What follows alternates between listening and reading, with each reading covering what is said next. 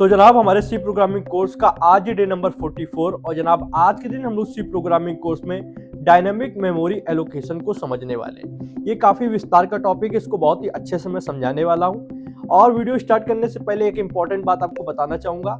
आपके जो सी प्रोग्रामिंग का सिलेबस था उसका ये लास्ट वीडियो है। इसके बाद कोई भी सी प्रोग्रामिंग की वीडियो नहीं आने वाली है और ये कोर्स आपका यहीं पे कंप्लीट हो रहा है, जहां पर मैंने सी के सभी टॉपिक को इन डेप्थ में समझाया है। एक इंपॉर्टेंट इन्फॉर्मेशन ये देना चाहूंगा कि ये सी का कोई वो ऑर्डिनरी कोर्स नहीं है 6-7 घंटे का या 5-6 घंटे का जिसको आप रिवीजन के लिए पढ़ते हैं। ये सी का वो इनडेप्थ कोर्स है जिसको कुछ भी नहीं आता होगा वो कंप्लीट सी प्रोग्रामर बन सकता है, उसको एक पॉइंट की इंफॉर्मेशन होगी। मैंने उस डीप में इसको पढ़ाया हुआ है। मैंने रिकर्जन को 3 घंटे, एरे को 4 घंटे, स्ट्रक्चर्स को 4 घंटे, पॉइंटर 1.5 घंटे में पढ़ाया हुआ है। 2 घंटे की पैटर्न प्रिंटिंग की वीडियो डाली हुई है। ऐसे सभी टॉपिक को 1.5-1.5, 2-2 घंटे के ऊपर मैंने पढ़ाया है। जितना ज्यादा इनडेप्थ वाला टॉपिक था उतना ही इनडेप्थ में मैंने पढ़ाया है। कहीं पे भी मैंने ये नहीं रखा कि चलो इसको थोड़ा सा बता के खत्म कर देते हैं, क्योंकि सभी चीज अपने आप में इंपॉर्टेंट होती है। एक चीज हम लोग ये है कि हम लोग रिवीजन के पर्सपेक्टिव से पढ़ रहे हैं तब तो समझ में आता है कि 5-6 घंटे में हमने एक वीडियो देख ली, समझ में आ गया। पर जब आप किसी को इनडेप्थ में सीख रहे हैं और कल का आप किसी को सिखाना चाहते हैं या कंपनी में किसी को बताना चाहते हैं तो आपको कोर लेवल तक की नॉलेज होनी चाहिए, जो मैंने अभी तक इस कोर्स की सभी वीडियोस में दिया है। आज की वीडियो में भी मैं इनडेप्थ में इंफॉर्मेशन आपको देने वाला हूँ। अच्छे से समझाऊंगा कि डायनेमिक मेमोरी एलोकेशन क्या होता है, मेमोरी का लेआउट किस तरीके वर्क करता है, सब कुछ आपको क्लियर होने वाला है। हालांकि यूट्यूब ने उतना ज्यादा सजेशंस में इस कोर्स को नहीं भेजा, मुझे उतना अच्छा फीडबैक आप लोग से नहीं मिला व्यूज के मायने में देखे तो, पर जितने लोगों ने देखा उनको काफी ज्यादा अच्छा लगा, काफी ज्यादा अप्रिसिएशन आप लोगों से मिली है। लोग जज इस बात से कर लेते हैं कि आपके तो सब्सक्राइबर कम है, ये क्या ही पढ़ाया होगा, पर किसी के सब्सक्राइबर से किसी को जज नहीं करना चाहिए। एक्चुअल में कंटेंट देखे, ये देखे कि कितना ज्यादा पढ़ाया गया है। जब हम लोग कभी सीख रहे थे तो हम लोग ये देखते थे कि किस टीचर ने कितना ज्यादा पढ़ाया हो, उसका वीडियो देखते हैं, क्योंकि ज्यादा से ज्यादा इन्फॉर्मेशन मिलेगी तो ज्यादा से ज्यादा चीजें सीखने को मिल सकती हैं। आज के समय में कल्चर नया बन गया है कि उतना ही पढ़ाओ जितना इंपॉर्टेंट है, उससे ज्यादा ना पढ़ाओ।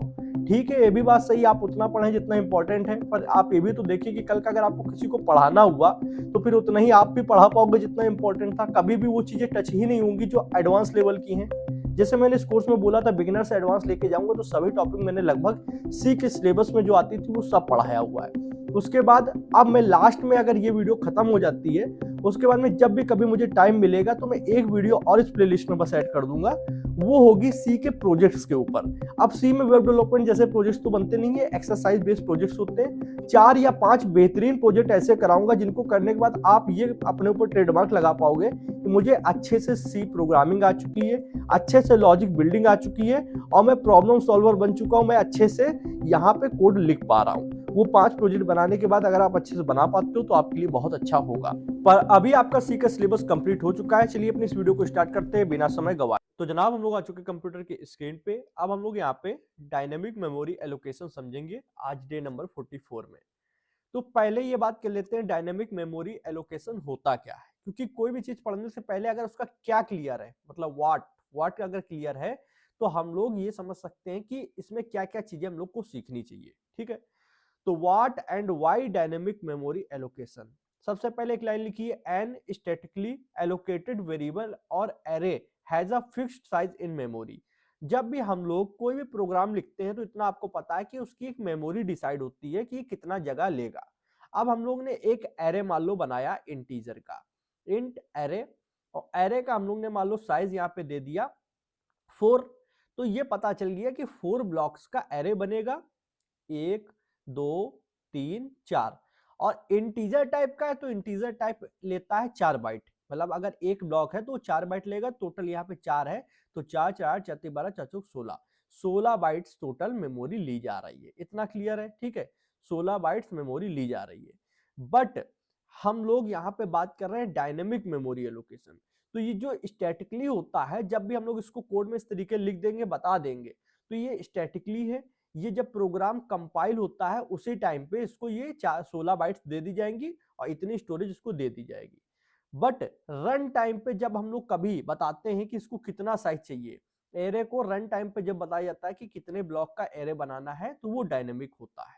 सेकंड पॉइंट में लिखा हुआ है, we have learn to create a big enough array to fit in our input, but this does not seems like an optimal way to allocate memory. इसका मतलब है कि हम लोगों ने अभी तक ये सीखा था कि जब हम लोग प्रोग्राम बना रहे हैं तो हम लोग ये अंदाजा लेके चलते हैं, जैसे किसी का नाम लेना है, नाम हम लोग को स्टोर कराना है, तो हम लोग कैरेक्टर टाइप का एरे बनाएंगे। कैरेक्टर मान लो नेम नाम से एक एरे बनाया, तो ये कितने टोटल साइज का होना चाहिए, कितने कैरेक्टर का होना चाहिए, तो हमने कहा 40 ले लेते हैं। 40 अराउंड अंदर, इसके अंदर सबका नाम आ जाएगा। किसी का भी कैरेक्टर 40 से ज्यादा लमसम नहीं होता है। मान लो किसी का नाम है राहुल, तो वो 5 कैरेक्टर का हुआ, RAHUL, ठीक है। सुबह में तो वो 7 कैरेक्टर का हुआ। तो इसी तरीके से हम लोग ज्यादा से ज्यादा नंबर का एरे बना लेते हैं, या ज्यादा से ज्यादा स्टोरेज का एरे बना लेते हैं कि मैक्सिमम जो भी होगा आ जाएगा। पर इस चीज में आप ये सोचो कि अगर किसी का नाम सिर्फ राहुल है और वो इसके अंदर स्टोर हो रहा है, तो टोटल कितने 5 कैरेक्टर है। तो 5 कैरेक्टर के बाद 35 कैरेक्टर की जो हमारी स्टोरेज है वो तो यहाँ पे खराब हो रही है। 35 कैरेक्टर की जो स्टोरेज है वो तो फालतू में ही यहाँ पे पड़ी हुई है, उसने ले भी रखा है पर उसका कोई यूज भी नहीं है। आप ये समझे, हम लोगों ने सिर्फ ज्यादा से ज्यादा इसलिए दे दिया था क्योंकि हमको पता नहीं कि इसमें कितने कैरेक्टर का नाम आ सकता है। हो सकता है किसी के 10 कैरेक्टर का नाम हो, तो इसलिए हम लोग ज्यादा से ज्यादा लेके चलते थे। तो ये कोई ऑप्टिमल अप्रोच नहीं है मेमोरी एलोकेशन का, ये यहाँ पे कहा गया है। हम लोग ये चीज कर लेते थे, पर जब हम लोग बड़े बड़े सिस्टम सॉफ्टवेयर बना रहे होते हैं, जैसे आपका ब्राउजर हो गया, जैसे कहीं कोई मशीनरी कोड के अंदर मान लो कोई मशीन है उसके अंदर ये प्रोग्राम डाला जा रहा हो, तो वहां पे हमारे पास मेमोरी होती है सीमित, और मेमोरी को बहुत ही बचा बचा के बहुत ही हिसाब से अच्छे से यूज किया जाता है। वहां पर अगर आप ये अप्रोच लगाते हैं तो वो क्या करेगा, मेमोरी को ज्यादा लेगा और हमारा प्रोग्राम उतना ऑप्टिमाइज नहीं होगा, ये हमेशा मान के चलिए। तो नेक्स्ट पॉइंट क्या कहता है, memory is a very useful resource. कभी कभी जो मेमोरी है वो बहुत ज्यादा यूजफुल रिसोर्स होती है, हम लोग ज्यादा मेमोरी नहीं ले सकते, कम से कम में अच्छा से अच्छा प्रोग्राम चलाना होता है। जैसे ब्राउजर है, अगर सोचो क्रोम को हम लोग क्या कहते हैं, क्रोम फास्ट तो है पर वो ज्यादा रैम कंज्यूम करता है, ज्यादा चीजें लेता है। तो बस इसीलिए हम लोग जब भी कुछ बना रहे होते हैं, कोई सिस्टम सॉफ्टवेयर कुछ ऐसा बना रहे होते हैं, तो हम लोग प्रोग्रामिंग करते समय सोचते हैं कि बहुत ही कम स्टोरेज पे हमारा प्रोग्राम ऑप्टिमाइज वे से चल जाए। तो ऐसे में हम लोग ये अप्रोच नहीं डाल सकते हैं कि जितना होगा उतना आ जाएगा, ज्यादा से ज्यादा लेके चलो, ये नहीं कर सकते। तो यहाँ पे नेक्स्ट पॉइंट ये है, clearly we need a way to request a memory on run time. तो इससे क्लियरली हमको ये पता चल रहा है कि हमको एक रास्ता चाहिए, वी नीड अ वे, हम लोग को एक ऐसा रास्ता चाहिए जिसमें मेमोरी को रन टाइम पे डिसाइड कर सके। रन टाइम पे कब, जब वो प्रोग्राम चल रहा हो उसी वक्त हम लोग डिसाइड कर सके कि हमें कितना कितना स्टोरेज का एरे चाहिए, कितनी स्टोरेज चाहिए। मान लो जैसे हम लोग यहाँ पे एक एग्जाम्पल के तौर पे इंटीजर टाइप का एरे बनाते हैं और उसके अंदर डाल देते हैं एन। तो एन की वैल्यू क्या है अभी नहीं पता है, रन टाइम पे हमको यूजर खुद ही बता देगा कि हमको 5 कैरेक्टर्स का एरे चाहिए, तो हम लोग यहाँ पे 5 कैरेक्टर के 5 ब्लॉक बना देंगे, ठीक है। तो ये चीज रन टाइम पे अगर डिसाइड करनी है तो उसके लिए डायनेमिक मेमोरी एलोकेशन सेटअप करना होगा। तो यहाँ पे लास्ट लाइन में यही लिखा है कि dynamic memory allocation is a way in which the size of a data structure can be change during the run time. Dynamic memory allocation एक ऐसा रास्ता है जिसमें हम लोग साइज, किसका साइज, किसी डेटा स्ट्रक्चर का साइज चेंज कर सकते हैं during the run time, run time पर। तो एरे क्या है, एक तरीके का डेटा स्ट्रक्चर है। तो इस तरीके के जो भी हम लोग डेटा स्ट्रक्चर बना रहे हैं, जो भी स्टोरेज ले रहे हैं, उसका साइज हम लोग रन टाइम पे डिसाइड कर पाए, चेंज कर पाए। अब हम लोग ने एन को 5 दिया है, तो एक तरीके से हम लोग इसको 5 ब्लॉक का एरे बनाने के लिए बोल रहे हैं, पर रन टाइम में बोलेंगे तब ये डायनेमिक मेमोरी एलोकेशन कहलाएगा। तो इसका एक बढ़िया सा एग्जांपल चलिए मैं VS कोड पे आपको दिखाता हूं। यहाँ पे आया मैं, और यहाँ पे आने के बाद में मैं एक काम करता हूँ, दोनों विंडोज को एक्सचेंज पहले कर लेता हूँ, इसको लेफ्ट और इसको राइट पे रखता हूँ, ठीक है। अब क्या करना है, यहाँ पे सी प्रोग्रामिंग की फाइल खुली हुई है main.c, और ये एक हमारे पास कोड दिख रहा है, ठीक है। इस कोड में हम लोग सबसे पहले एक नॉर्मल एरे आपको बनाते हैं, इंट ARR, और ARR में हमने कहा कि ज्यादा नहीं 5 साइज का ले लो, ठीक है। 5 साइज का एक एरे बना दिया। अब इस 5 साइज के एरे में हम लोग एक लूप चला लेते हैं, फॉर लूप। मैंने कहा int i equal to 1, i less than equal to array का साइज क्या है 5। मैंने ये कहा i को क्या कर दो प्लस प्लस। और अब हम लोग एरे के अंदर क्या करेंगे, यूजर से वैल्यू ले लेंगे। तो यूजर से वैल्यू लेने के लिए हम लोग इंटीजर टाइप की वैल्यू ले रहे हैं, तो %d करेंगे, और यहाँ पे एड्रेस ऑफ का सिंबल लगाएंगे जिसको एम्परसेंड बोलते हैं। और किसके अंदर डाल रहे हैं, एरे के अंदर डाल रहे हैं, और एरे के अंदर हर बार इंडेक्स चेंज करना होगा, तो i डाल देते हैं, क्योंकि i क्या करेगा 1 से 5 तक जाएगा, फिर यहाँ पे 1 ना लिख के अगर हम लोग 0 लिख दें तो 0 भी एक चीज है कि 0 इंडेक्स पे, फिर 1 इंडेक्स पे, फिर 2 इंडेक्स पे, और लेस देन इक्वल टू 5। तो 5 भी ना करके मान लो 5 का एरे बना हुआ है तो हम लोग यहाँ पे लेस देन कर देते हैं। ठीक है, इतना करने के बाद में हम लोग यहाँ पे आते हैं नीचे। नीचे आने के बाद में मान लो यहाँ तो वैल्यू रिसीव हो रही है तो एक प्रिंट करने के लिए भी बना लेते हैं, अलग से लूप बना लेते हैं और यहाँ पे प्रिंटफ चला देते हैं। स्कैनफ की जगह मैं यहाँ पे लिख देता हूँ प्रिंटफ %d वैल्यू है तो यहाँ पे एड्रेस ऑफ का साइन हटा देते हैं। आई होप यहाँ पे ये सब चीजें ठीक है। मैं कोड को रन करता हूँ सबसे पहले, तो कोड यहाँ पे टर्मिनल पे चला।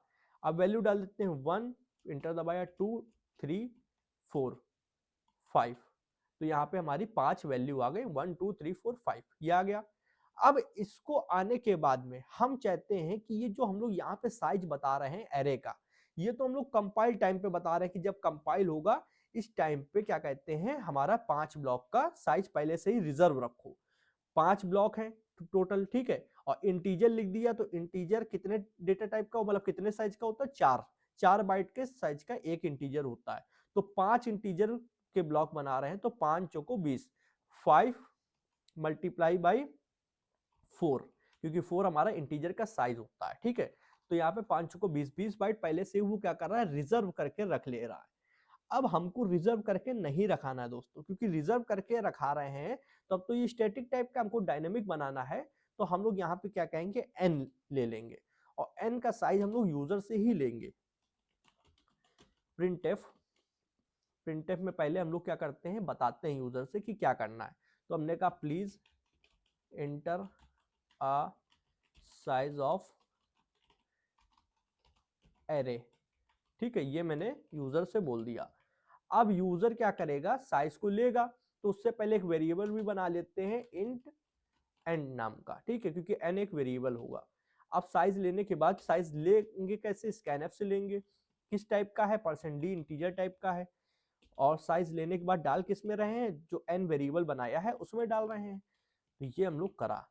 अब करने के बाद में ये जो यहाँ पे साइज लेंगे, वो मान लो किसी यूजर ने कहा 2 साइज का बना दो, किसी ने कहा 4, किसी का 5, वो n के अंदर आएगा और वही यहाँ पे एरे के अंदर भी आ जाएगा।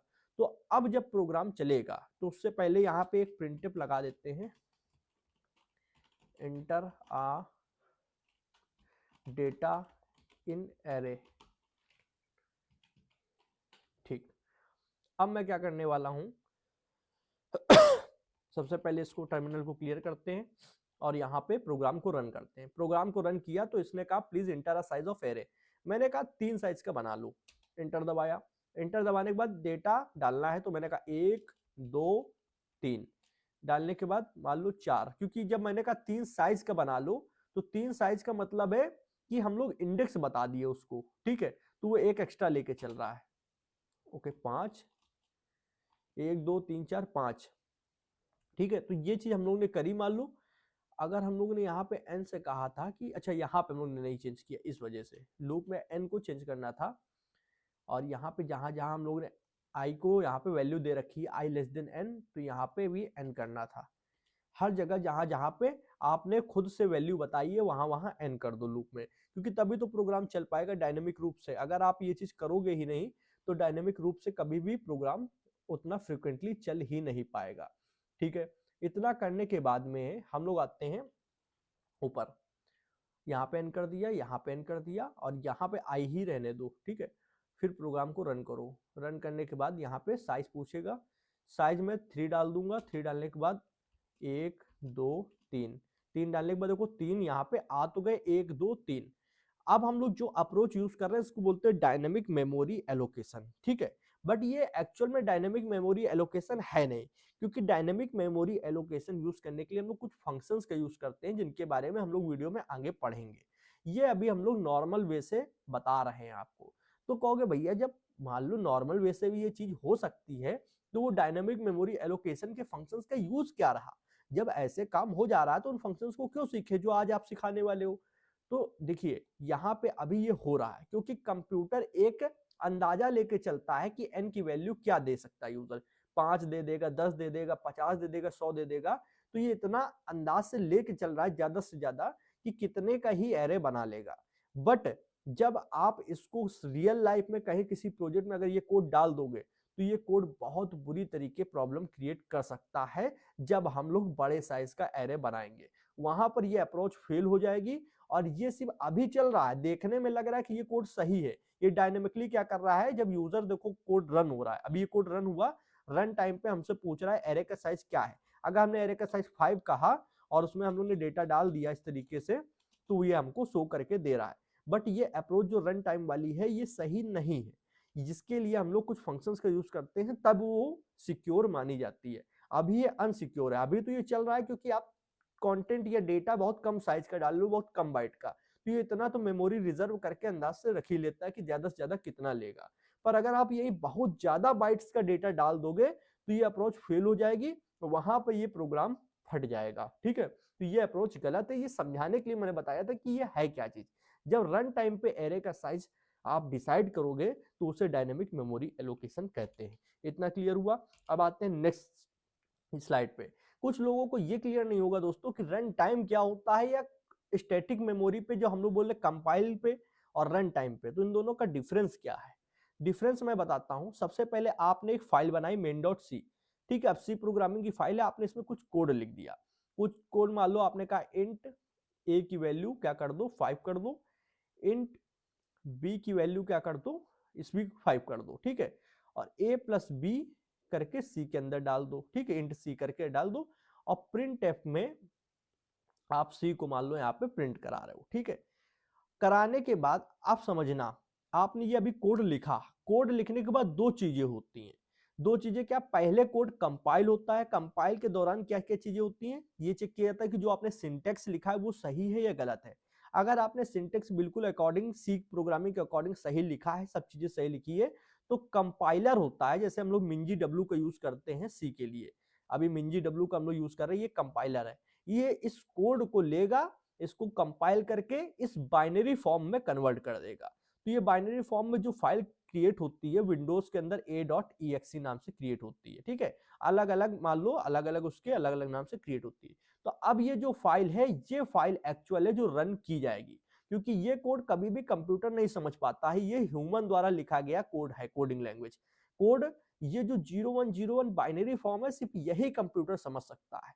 तो इसको हम लोग ने एक फाइल में कन्वर्ट कर दिया कंपाइल करके। अब ये जब ये फाइल रन की जाएगी ये, तो इसके दौरान जब हम लोग पूछेंगे कि ए का साइज क्या है या बी का साइज क्या है, तो उसको बोलते हैं डायनेमिकली हम लोग साइज पूछ रहे हैं, डायनेमिक मेमोरी एलोकेशन कर रहे हैं जब यहाँ पे साइज पूछ रहे हैं।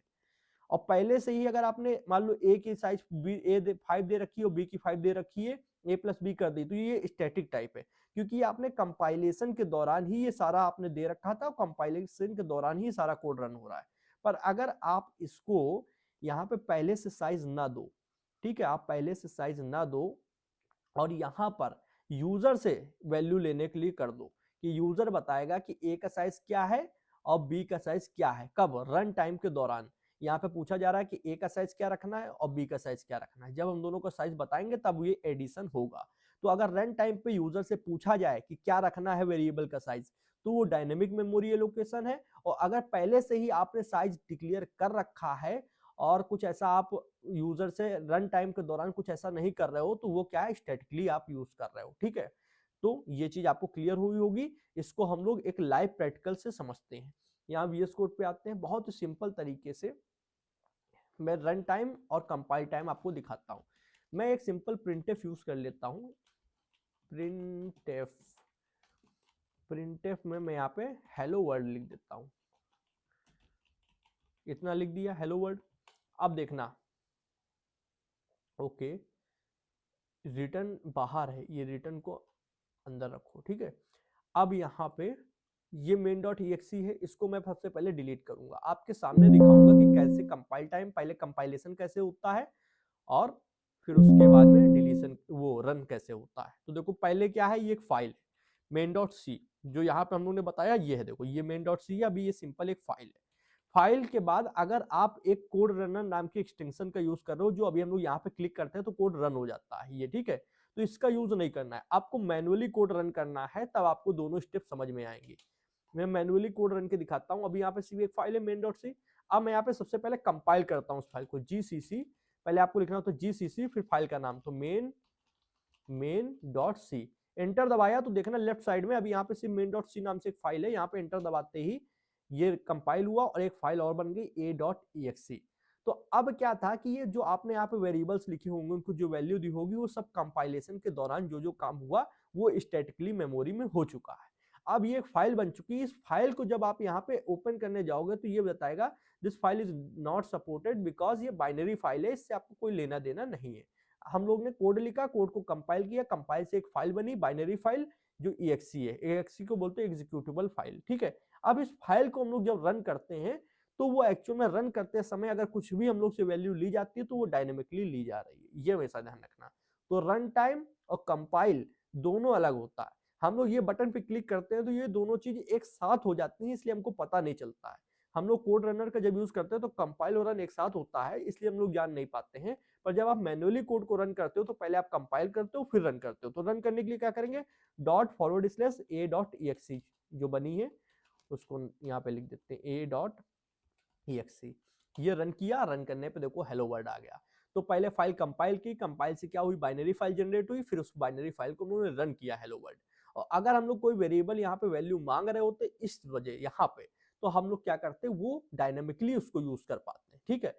तो डायनेमिकली जनरली जब हम लोग यूज करते हैं, जब बहुत ही अच्छा सॉफ्टवेयर और ऑप्टिमाइज वे से हमको मेमोरी यूज करनी तब करते हैं। नॉर्मली अगर आप कोड लिख रहे हो तो इतनी कोई प्रॉब्लम नहीं होगी, कंप्यूटर और आज के कंपाइलर इतने स्मार्ट हैं कि वो उसको हैंडल कर लेते हैं। पर हम लोग को जब स्टोरेज की कमी होती है और अच्छे से कम स्टोरेज में अच्छा प्रोग्राम चलाना होता है, तब हम लोग ये चीजों का यूज करते हैं, जो कि प्रोफेशनल डेवलपर की पहचान होती है। नेक्स्ट स्लाइड पे आते हैं, थोड़ा डिफरेंस समझते हैं स्टैटिक और डायनेमिक में। तो स्टैटिक मेमोरी एलोकेशन और dynamic memory allocation left right में खुला हुआ है, इसको देखते हैं। स्टैटिक में क्या होता है, allocation is done before the program's execution. Program का एग्जीक्यूशन होने से पहले ही क्या होता है, सारा एलोकेशन हो जाता है। मतलब जितने भी वेरिएबल बनाए होंगे, ए की वैल्यू अगर आपने 5 दी है, बी की आपने मान लो 6 दी है, कोई फंक्शन कुछ भी लिखा है, तो सारा एग्जीक्यूशन रन होने से पहले ही कंपाइल टाइम पे हो जाता है, ठीक है। बट यहाँ पे उल्टा है, यहाँ पे क्या है, allocation is done during the program's execution. जब प्रोग्राम रन हो रहा होता है, एग्जीक्यूट हो रहा होता है, उस टाइम पे एलोकेशन होता है। मान लो एरे की साइज n है और n की वैल्यू हम लोग ने यहाँ पे दे दी 5, तो एरे का यहाँ पे 5 ब्लॉक का एरे बन जाएगा। तो ये रन टाइम पे एग्जीक्यूशन हो रहा होता है। यहाँ पर there is a no memory reusability and the memory allocated can not be freed. यहाँ पे हम लोग जो मेमोरी को यूज कर रहे हैं उसकी रीयूजेबिलिटी नहीं होती कि इसको दोबारा यूज कर पाए या दोबारा दूसरी तरीके से यूज कर पाए, वो नहीं होती है। दूसरी क्या नहीं होती है, एक बार जो मेमोरी एलोकेटेड हो गई उसको हम लोग फ्री नहीं कर पाते हैं। कि मान लो हम चाह रहे हैं कि अब इस चीज की यूज नहीं हो रही है, मेमोरी का यूज नहीं है, तो उसको आप फ्री कर दो दूसरे प्रोग्राम के लिए, तो आप फ्री नहीं कर सकते हो। पर डायनेमिक में हम लोग अभी ये चीज सीखेंगे कि मेमोरी को रीयूजेबिलिटी कैसे करनी है। मान लो आपने 4 साइज का एक एरे बनाया और अब आपको 8 साइज के एरे की जरूरत है, तो हम लोग उस 4 साइज को रीराइट करके 8 साइज में कन्वर्ट कर देंगे। और दूसरा ये भी कर सकते हैं कि हम लोग जब मान लो जरूरत नहीं है, अब मान लो 8 साइज के एरे की जरूरत नहीं है, सिर्फ 4 साइज की जरूरत है या फिर है ही नहीं जरूरत, तो हम लोग उसको अपने रिक्वायरमेंट के अनुसार फ्री भी कर सकते हैं। जो मेमोरी हम लोगों ने रिजर्व करके रखी अपने लिए उसको फ्री किया जा सकता है, ठीक है। And the allocated memory can be freed when not required. जब उसकी जरूरत नहीं है तो उसको फ्री किया जा सकता है। जाहिर सी बात है यार, ये कम लेस इफिशिएंट होती है, ज्यादा इफिशिएंट होती है, इन दोनों के अपने अपने यूज हैं जो हम लोग यहाँ पे समझने वाले हैं। नेक्स्ट स्लाइड में आते हैं, memory allocation in C program. अब मेमोरी एलोकेशन एक्चुअल में कैसे होता है सी प्रोग्रामिंग में, ये देखो डायनेमिक और स्टैटिक दो टाइप के आप समझ रहे हो, पर एक्चुअल में एलोकेशन हो कैसे रहा है। तो यहाँ पे लिखा है memory assign to a program in a typical architecture, यहाँ लगा लो typical architecture can be broken down into 4 segment.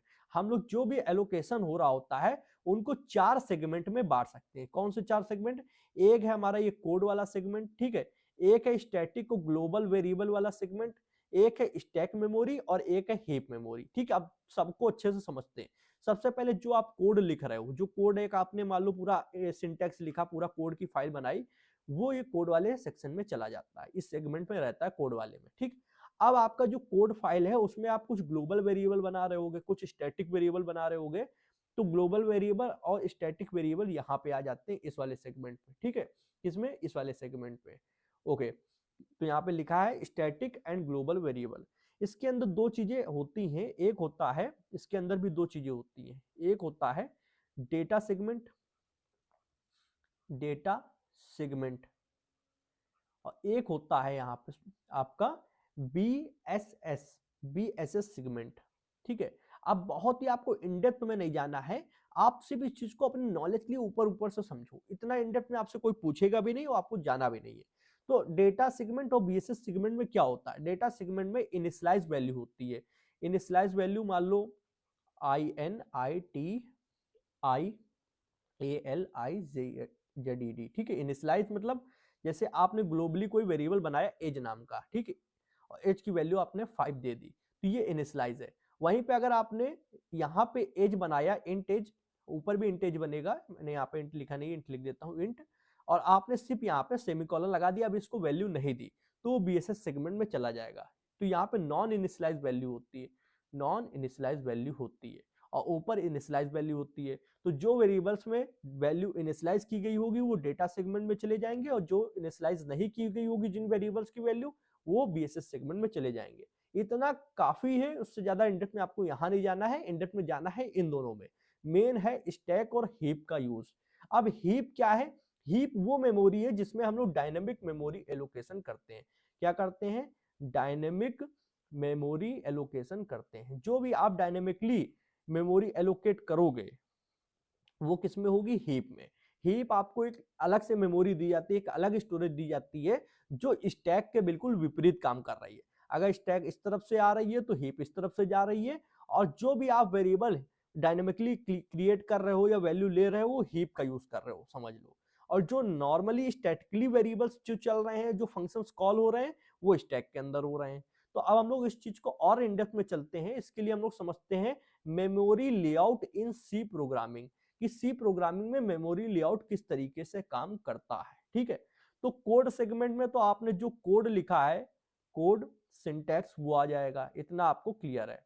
ठीक, ग्लोबल एंड स्टैटिक वेरिएबल वाली जो मेमोरी है उसके अंदर मान लो जैसे ये एक वेरिएबल बना है स्टैटिक इंट स्टैटिक वेरिएबल, तो ये जो स्टैटिक वेरिएबल है वो इसके अंदर आ जाएगा। इसके भी दो पार्ट होते हैं, एक डेटा और एक बीएसएस। ठीक है, अब इसके अंदर वैल्यू डाली जा चुकी है तो ये इनिशियलाइज वैल्यू है, तो ये डेटा के अंदर आ जाएगा।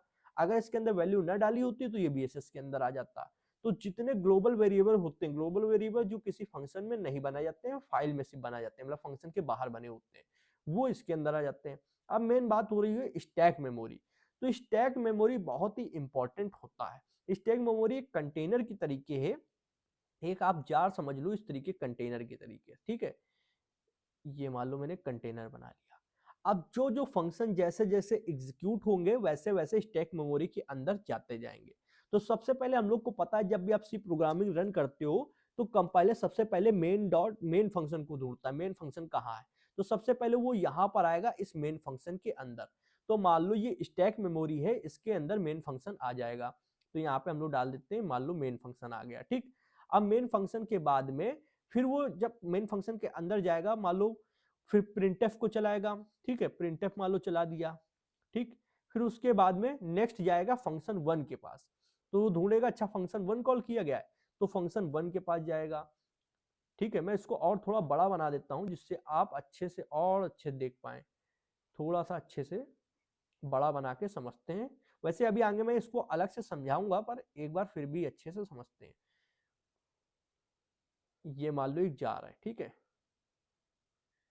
अब यहाँ पे सबसे पहले क्या आया, सबसे पहले आया मेन फंक्शन, फिर मेन के अंदर जो प्रिंटफ फंक्शन आया वो आया। ठीक, अब प्रिंटफ के बाद यहाँ पे हम लोग गए फंक्शन वन के अंदर, तो अभी ये वेट करेगा क्योंकि हम लोग कहा है प्रिंट फंक्शन वन के अंदर गए, तो हम लोग कहते हैं फंक्शन वन के अंदर हम लोग हैं। ठीक है, फिर फंक्शन वन यहाँ पर है, तो फंक्शन वन के अंदर जाने के बाद क्या हुआ, यहाँ पे एक प्रिंटफ फंक्शन है, तो प्रिंटफ फंक्शन तो प्री डिफाइंड फंक्शन होता है जो यहाँ पे stdio.h फाइल के अंदर है, हेडर फाइल के अंदर है, तो हम लोग यहाँ पे भी ये प्रिंटफ फंक्शन को जगह मिलेगी। ठीक है, यहाँ पे आ गए, तो ये क्या हो रहा है, एक तरीके से एक जार है जिसके अंदर जो जो चीजें एग्जीक्यूट हो रही है वो अंदर जाती जा रही है। तो यहाँ पे ये किस प्रिंसिपल को काम यूज करता है, लीफो प्रिंसिपल का। ठीक है, लीफो का मतलब होता है, मैं यहाँ पे लिख देता हूं, last in first out. Last in first out का मतलब है जो सबसे लास्ट में जाएगा वो सबसे पहले निकलेगा स्टैक मेमोरी से। ठीक है, अब जाने को, जब किसी स्टैक मेमोरी के अंदर कोई चीज जाती है, ठीक है, ध्यान देना, जब जाती है तो उसको बोलते हैं पुश, ठीक, और जब वहां से निकाली जाती है तो उसको बोलते हैं पॉप।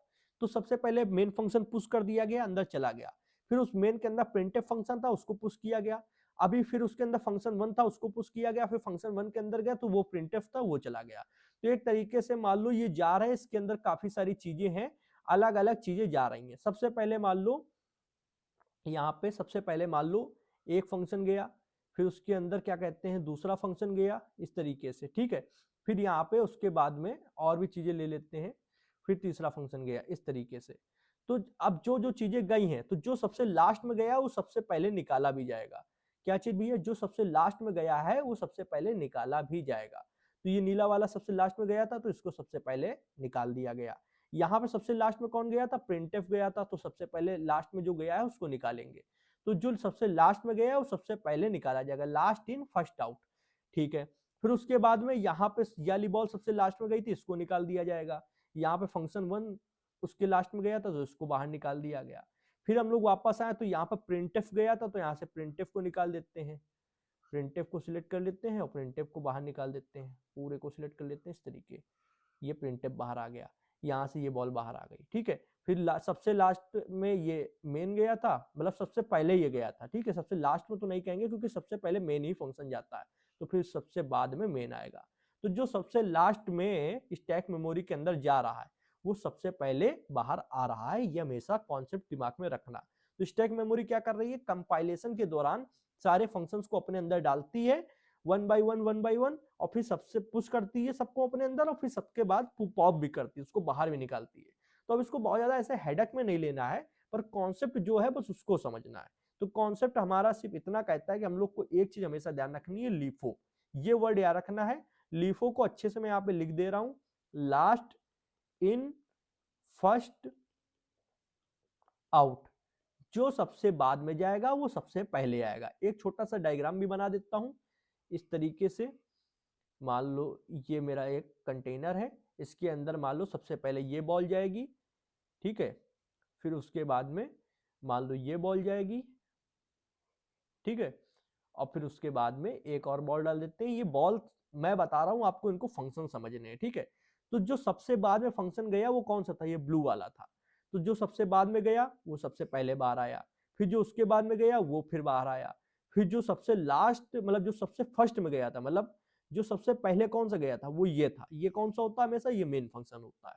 तो जो सबसे पहले जाएगा वो सबसे बाद में आएगा, और जो सबसे लास्ट में जाएगा वो सबसे पहले आएगा। ये स्टैक मेमोरी का एक स्ट्रक्चर है, ठीक है। अब बात कर लेते हैं हीप की। तो हीप वो है जिसके अंदर हम लोग डायनेमिकली मेमोरी को डालते हैं, ठीक है। तो अगर हमको कुछ भी डायनेमिकली क्रिएट करना है, मान लो एक एरे डायनेमिकली क्रिएट करना है, ठीक है, तो यहाँ पे मान लो 3 ब्लॉक का एक एरे क्रिएट करना है, 3 ब्लॉक का, तो ये डायनेमिकली जो क्रिएट होगा वो हीप के अंदर क्रिएट होगा। और उसके लिए हम लोग क्या करते हैं, यहाँ पे एक पॉइंटर बना देते हैं। वो पॉइंटर क्या करता है, इसके एड्रेस को पकड़ के रखता है, मतलब ये टारगेट यहाँ पे करके रखता है, पॉइंट करके रखता है, जिससे ये इसका यूज हम लोग यहाँ पे कर पा रहे होते हैं। अब यहाँ पे ये समझ लो, ये जो नीचे वाला चार्ट है ये क्या है, ये स्टैक मेमोरी है। तो इसको एक बार मैं इस कोड के अकॉर्डिंग समझा दूंगा, ये जो कोड है इसके अकॉर्डिंग समझाऊंगा कि कैसे कैसे चीजें जा रही हैं और कैसे कैसे बाहर आ रही है, ठीक है। ये स्टैक मेमोरी है। तो सबसे पहले मेन फंक्शन चला यहाँ पे, ठीक है। मेन फंक्शन के अंदर 2 वेरिएबल्स थे, वो आ गए 10 20, ठीक है। फिर प्रिंटफ हुआ, तो प्रिंटफ चल जाएगा इसी के अंदर, मैंने यहाँ पे लिखा नहीं क्योंकि जाहिर सी बात है। फिर उसके बाद में यहाँ पे हम लोग इसके अंदर आए तो फंक्शन वन कॉल हुआ, तो फंक्शन वन यहाँ पे कॉल हो गया स्टैक मेमोरी के अंदर। हम लोग फंक्शन वन के अंदर जाएंगे, ठीक है। जो चीजें फंक्शन वन के अंदर जाएंगे तो जो इसके अंदर प्रिंटफ है वो आएगा, फिर फंक्शन वन रिटर्न हो जाएगा। फिर उसके बाद में हम लोग वापस आएंगे, ठीक है। अब ये देखो पॉप हुआ, ये यहां तक पुश हो रहा था, इसके बाद ये पॉप हुआ, ठीक है, फंक्शन वन चला गया। फिर दोबारा हम लोग जब आए हैं तो दोबारा से फंक्शन वन यहाँ पे कॉल किया जा रहा है, तो दोबारा से फंक्शन वन कॉल करेंगे, दोबारा ये रिटर्न हुआ, रिटर्न मतलब पॉप हो गया, निकल गया इससे बाहर, ठीक है। फिर 2 चीजें और पहले से पड़ी थी, क्या, ये 2 वेरिएबल जो हम लोग ने पुश किए थे, लोकल वेरिएबल 1 और लोकल वेरिएबल 2, इनको भी हम लोग यहाँ से पॉप कर देंगे। क्लियर हो गया आप लोगों को। ये बस मैं एक थोड़ा सा स्टैक मेमोरी के बारे में बताना चाह रहा था, इसलिए मैंने यहाँ पे अलग से इसको बनाया था। बाकी 90% चीजें तो यहाँ आप समझ चुके हो, ठीक है। चलिए नेक्स्ट स्लाइड पे आते हैं। भैया कोड नहीं करके दिखा रहे हो कुछ, तो भैया कोड तो अभी करेंगे जब वो फंक्शंस हम लोग देखेंगे, वो 4 इंपॉर्टेंट फंक्शन जो डायनामिकली हम लोग को मेमोरी को एलोकेट करने में मदद करते हैं। अभी हम लोग बस इतना कर रहे हैं कि एक्चुअल में मेमोरी किस तरीके वर्क करती है, स्टैटिक मेमोरी, स्टैक मेमोरी क्या होती है, हीप मेमोरी क्या होती है, ठीक है, ये हम लोग समझ रहे हैं। ये भी इंपॉर्टेंट है क्योंकि ये पूछा जा सकता है, ये एडवांस चीजें हैं, ठीक है। Compiler allocated. अब इसके बाद एक चीज आती है स्टैक ओवरफ्लो। स्टैक ओवरफ्लो क्या है एक्चुअल में? स्टैक ओवरफ्लो जब हम लोग की स्टैक मेमोरी पूरी तरीके भर जाती है और हीप मेमोरी और स्टैक मेमोरी क्लैश कर जाती है, तो हम लोग उस सिचुएशन को बोलते हैं स्टैक ओवरफ्लो। सबसे पहले यहाँ पे लिखा compiler allocated some space for the stack part of the memory. जो भी कंपाइलर होता है वो हमारी स्टैक मेमोरी को जो रन कर रही होती है प्रोग्राम, सारे जितने फंक्शंस होते हैं 90% वो स्टैक पे ही चलते हैं, तो इसको कुछ एक स्टोरेज दे रखता है, वो स्टोरेज के ये यूज कर रही होती है। पर खुदा ना खास्ता आप इतना ज्यादा चीजें एलोकेटेड कर दे, मतलब जितना स्टोरेज यहाँ पे दिया गया उससे ज्यादा चीजों को यहाँ पे भर देते हो, तो ये क्या हो जाएगी, ये फुल हो जाएगी। अब जब फुल हो जाएगी, मान लो एक आपने यहाँ पे ये जार बनाया और जार के अंदर मान लो आप यहाँ पे बॉल डालते जा रहे हो, इस तरीके से खूब सारी बॉल्स डालते जा रहे हो, और ये एक समय बाद आप जब करोगे तो ये बाहर निकल जाएंगी, ठीक है, ओवरफ्लो हो जाएगा। तो जब स्टैक मेमोरी को आप ज्यादा यूज कर देते हो या ज्यादा लोड डाल देते हो, जितनी स्टोरेज थी भी नहीं उससे ज्यादा, तो ये क्लैश जब होता है तो इसको इस सिचुएशन बोलते हैं स्टैक ओवरफ्लो। फिर हम लोग समझते हैं when this space gets exhaust for some bad reasons. जब ये जो स्पेस दी गई है इस मेमोरी को, ये एग्जॉस्ट हो जाती है कुछ गलत कारणों से, ठीक है, कुछ गलत कारणों से एग्जॉस्ट हो जाती है, तो इस सिचुएशन को ही स्टैक ओवरफ्लो बोलते हैं, जो अभी मैंने बताया। अब ये क्या कारण हो सकते हैं? टाइपिकली कुछ मेन रीजन है, जैसे आप एक तो वो बनाते हो इन्फिनिटी लूप, गलती से कहीं इन्फिनिटी लूप चल रहा है, या रिकर्जन, सबसे ज्यादा अगर रिकर्जन में आपने बेस कंडीशन गलत दे दी या सही से नहीं दी, और कोई फंक्शन अपने आप को ही कॉल कर रहा है, फंक्शन वन अपने आप को ही कॉल करे बार बार, ठीक है, फंक्शन वन अपने आप को ही कॉल करे बार बार, ठीक है, तो कैसा लगेगा? बार बार घूम घूम के सिर्फ मेमोरी का ही यूज हो रहा है, पर एक्चुअल में कुछ अच्छा यूज नहीं हो रहा है, जबरदस्ती मेमोरी को पकड़ के रखा जा रहा है। कभी भी चीजें पुश तो हो रही हैं पर पॉप नहीं हो रही हैं, बार बार वो चीजें पुश तो करी जा रही, फंक्शन वन डाला जा रहा है पर पॉप नहीं किया जा रहा है, तो ऐसे समय में मेमोरी एग्जॉस्ट हो जाएगी और वो भर के ओवरफ्लो हो जाएगी। सिंपल सा कॉन्सेप्ट है, अगर हल्का सा भी लॉजिक लगाओगे तो घरेलू चीजें हैं यार, कोई जार के अंदर जबरदस्ती कुछ चीज डालते जाओ, उसको निकालो नहीं तो वो भरेगा एक समय बाद, ठीक है। अब आते हैं यूज ऑफ हीप मेमोरी। अब हीप मेमोरी की हम लोग बात कर लेते हैं, वहां पर हम लोग ने एक डायग्राम ऐसे बनाया था ना, अब वही मान लो जैसे एग्जाम्पल के तौर पे यहाँ पे ये जो है ये हीप मेमोरी है, ठीक है। एक ऐसे स्टैक मेमोरी होती है, वो करंट जो चीजें चल रही हैं उनके लिए होती है, और हीप मेमोरी सिर्फ डायनेमिक चीजों के लिए होती है। तो यहाँ पे लिखेंगे there are lot of limitation of stack static memory allocation. बहुत सी लिमिटेशंस हैं स्टैक के अंदर जो हमें स्टैटिक मेमोरी एलोकेशन जो करते हैं, जो हम लोग को प्रॉब्लम फेस करनी पड़ती है। कैसे?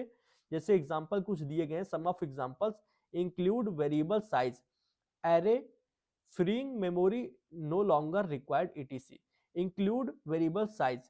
अब आपने किसी वेरिएबल को कुछ साइज दे दिया, ठीक, कल का आपको मान लो उस वेरिएबल के साइज की उतनी जरूरत नहीं पड़ रही है, तो आप उसको क्या कर रहे हो, फ्री भी नहीं कर पा रहे हो। कभी ज्यादा जरूरत पड़ गई तो आप उसको रन टाइम पे बढ़ा नहीं पा रहे हो। मान लो आपने एक फिक्स दे दिया कि एक इंटीजर नाम का एरे है, ये 10 साइज का होगा, आपने मैक्सिमम 10 साइज के सोच के चला था, कल का इसमें मान लो 15 साइज की जरूरत पड़ रही, तो आप रन टाइम पे इसको बढ़ा नहीं पा रहे हो, कोड में ही चेंज करना पड़ेगा, रन टाइम पे आप बढ़ा नहीं पा रहे हो। कभी इसकी यूज मान लो 5 साइज का ही यूज हो रहा है, 5 बच रही, तो इस 5 का आप फ्री नहीं कर पा रहे हो कि चलो अगर 5 बच जा रहा है तो उसको फ्री कर दो, वो भी नहीं हो पा रहा है। तो ये क्या हो रहा है कि एक तरीके से आप बंदिश में बसे हो कि आप कुछ बढ़ा भी नहीं सकते हो रन टाइम पे, कुछ घटा भी नहीं सकते हो, कुछ फ्री भी नहीं कर सकते हो, तो ये काफी प्रॉब्लम वाली चीज है। वहीं पर इन सब प्रॉब्लम्स को क्या करता है, heap can be used flexibly by the programmer. Heap memory का यूज प्रोग्रामर के द्वारा फ्लेक्सिबली यूज किया जा सकता है एज पर हिज नीड्स। जैसे प्रोग्रामर की मर्जी हो वैसे ही हम लोग हीप मेमोरी का यूज कर सकते हैं अपने नीड के अकॉर्डिंग। पर देखो जब भी कोई चीज अच्छी होती है तो उस चीजें में कुछ ना कुछ प्रॉब्लम्स भी क्रिएट हो सकती हैं अगर उसको अच्छे से यूज ना किया जाए। अब खुदा ना खास्ता मान चलो ये हीप मेमोरी है, ठीक, इसके अंदर आपने कहा 4 साइज का एक एरे बना दो, तो हम लोग ने 4 ब्लॉक का एक एरे बनाया, ठीक। अब ये 4 ब्लॉक का एक एरे बन गया, यहाँ पे बनने के बाद हम लोग क्या करते हैं, एक मेन फंक्शन के अंदर पॉइंटर बनाते हैं, ठीक है। तो हम लोग ने कहा इंटीजर नाम का एक पॉइंटर बनाते हैं, इन टाइप का एक पॉइंटर बनाया। ये पॉइंटर क्या कर रहा है, इस मेमोरी को, ये एरे को पॉइंट करके रख रहा है। तो इसका जो फर्स्ट ब्लॉक का एड्रेस है वो इस पॉइंटर के अंदर है, ठीक है। अब इस पॉइंटर के अंदर फर्स्ट वाले का एड्रेस है, तो ये इसको पकड़ के रखे हुए है। इसमें आप यूज कर पा रहे हो किसकी मदद से, इस पॉइंटर की मदद से। मेन फंक्शन में इस स्टोरेज का यूज किसकी मदद से हो रहा है, इस पॉइंटर की मदद से। कल का ये पॉइंटर गलती से आप इसको नल दे दो, या इसके अंदर कोई और वैल्यू क्या कर दो, डाल दो। मान लो इसके अंदर मैंने वैल्यू डाल दी, इसके अंदर कुछ भी एग्जांपल मैंने 42 डाल दिया। अब ये क्या कर रहा है, इसके एड्रेस को पकड़ के नहीं रख पा रहा है। तो ये मेमोरी भी यहाँ पे रिजर्व करके रखी गई है, किसके अंदर, हीप के अंदर। ये 4 ब्लॉक रिजर्व करके रखे, पर इसका यूज भी हम लोग नहीं कर पा रहे, क्योंकि पॉइंटर ने कभी भी इसका एड्रेस अपने पास रख ही नहीं पाया, इसको तो आपने बदल दिया गलती से। तो पॉइंटर से आप इसका यूज नहीं कर पा रहे हो, और मेमोरी में ये पड़ी भी फालतू में हुई है। तो ऐसे में क्या हो रहा है, लोड क्रिएट हो रहा है कि आपने कुछ रिजर्व करके अपने लिए रखा हुआ है, पर आप उसका यूज भी नहीं कर पा रहे हो, ठीक है। कल का मान लो कोई इंपॉर्टेंट चीज कोई है, और आप उसको कहीं पर रख देते हो, आप खुद भी उसका यूज नहीं कर रहे हो और दूसरा भी उसका यूज नहीं कर पा रहा है। तो वो रिजर्व तो है, पर किसके लिए है ये पता नहीं चल रहा है। तो ऐसे में मेमोरी गलत तरीके से यूज हो रही है। ये चीजें यहाँ पे होती हैं कि हमको बहुत ही सावधानी से पॉइंटर से इसका एड्रेस लेकर रखना होता है, और पॉइंटर से ही इसका यूज करना होता है। क्लियर है। अभी हम लोग ने समझा था यूज ऑफ हीप मेमोरी। समझना डिफरेंस होता है, यूज ऑफ हीप मेमोरी का मतलब है कि हीप मेमोरी का किस तरीके से यूज किया जा सकता है। अब यहाँ पे how to use heap memory, कि कैसे यूज करना है, ये तो पता है कि किस किस तरीके से यूज किया जा सकता है, पर अब हम लोग को ये करना है कि हाउ टू यूज, कैसे करें यूज। तो उसके लिए यहाँ पे we can create a pointer, हम लोग एक पॉइंटर बनाते हैं किसके अंदर, आवर मेन फंक्शन के अंदर, and point to a memory block in the heap. अब ये जो मेमोरी है, इसके अंदर जो भी चीजें हम लोग, मान लो 4 ब्लॉक का ही एक एरे बना रहे हैं, 1 2 3 4, तो इसको हम लोग अपने मेन फंक्शन से, ये हमारा मेन फंक्शन है, इसके अंदर एक पॉइंटर है, उससे क्या कर रहे हैं, कनेक्ट करके रख रहे हैं, और इसकी मदद से हम लोग उसका यूज कर पा रहे हैं जो वहां पर है। यहां से हम लोग उसके अंदर कुछ भी राइट कर पा रहे हैं, मतलब लिख पा रहे हैं, ठीक है। कुछ भी यहाँ पे हम लोग वापस से प्रिंट करा पा रहे हैं पॉइंटर की मदद से। तो ये पॉइंटर ही एक कड़ी है जो इसको यहाँ से कनेक्ट करके रखा हुआ है, ठीक। The address is store by the local variable in the main function. इसका जो एड्रेस है, ये एरे जब मैंने आपको पढ़ाया तो हमेशा बताता है, एरे का जो फर्स्ट ब्लॉक होता है वो सबसे इंपॉर्टेंट होता है। इसका एड्रेस अगर है तो ये पूरे आप एरे को क्या करते हो, कंट्रोल कर पाते हो। पूरे एरे का एड्रेस इसके फर्स्ट ब्लॉक का एड्रेस होता है, तो इसका एड्रेस आप यहाँ पे एक वेरिएबल के अंदर स्टोर करके रखते हो। फिर यहाँ पे the memory consumed will not get freed, आपने जो मेमोरी कंज्यूम करी है वो अगर फ्री नहीं हुई, ऑटोमेटिकली इन केस भी overwrite his point, overwrite the pointer. किसी कारण से आपने जो पॉइंटर बनाया, इसको आपने किसी चीज से भी ओवरराइट कर दिया, इसके अंदर नल डाल दिया या कोई अदर वैल्यू डाल दी, और कुल मिला के इसका एड्रेस, किसका एड्रेस, इस एरे का एड्रेस अब इस पॉइंटर के अंदर नहीं है, तो क्या होगा, ये बना भी है मेमोरी के अंदर और आप यूज भी नहीं कर पाओगे। तो यहाँ पे मेमोरी कंज्यूम गलत तरीके से हो रही है। क्लियर हो गया होगा हाउ टू यूज। तो इसका इतना पता चला कि मेन फंक्शन के अंदर एक पॉइंटर बनता है भैया, उस पॉइंटर से हम लोग उसके अंदर एड्रेस डाल के रखते हैं इसका एरे का जो हीप मेमोरी में बना है, और उसी के जरिए यूज करते हैं। क्लियर हुआ, आई होप आप लोग को क्लियर हो गया होगा। अब आते हैं यहाँ पे function for dynamic memory allocation. तो वो जो 4 फंक्शन के बारे में मैं अभी तक आपको गाना सुना रहा था, गाना अच्छा लगा था, पता नहीं भैया कौन सा गाने की बात कर रहा हूँ, हाँ इन्हीं के बारे में बात कर रहे हैं। ये 4 फंक्शंस के बारे में बता रहा था कि इनका यूज कैसे किया जाए डायनेमिक मेमोरी एलोकेशन के लिए, ठीक है।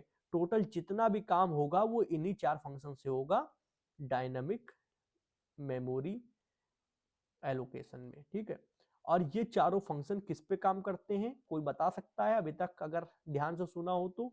ये चारों फंक्शन काम करते हैं आपकी हीप मेमोरी पे, ठीक है, स्टैक पे नहीं काम करते हैं।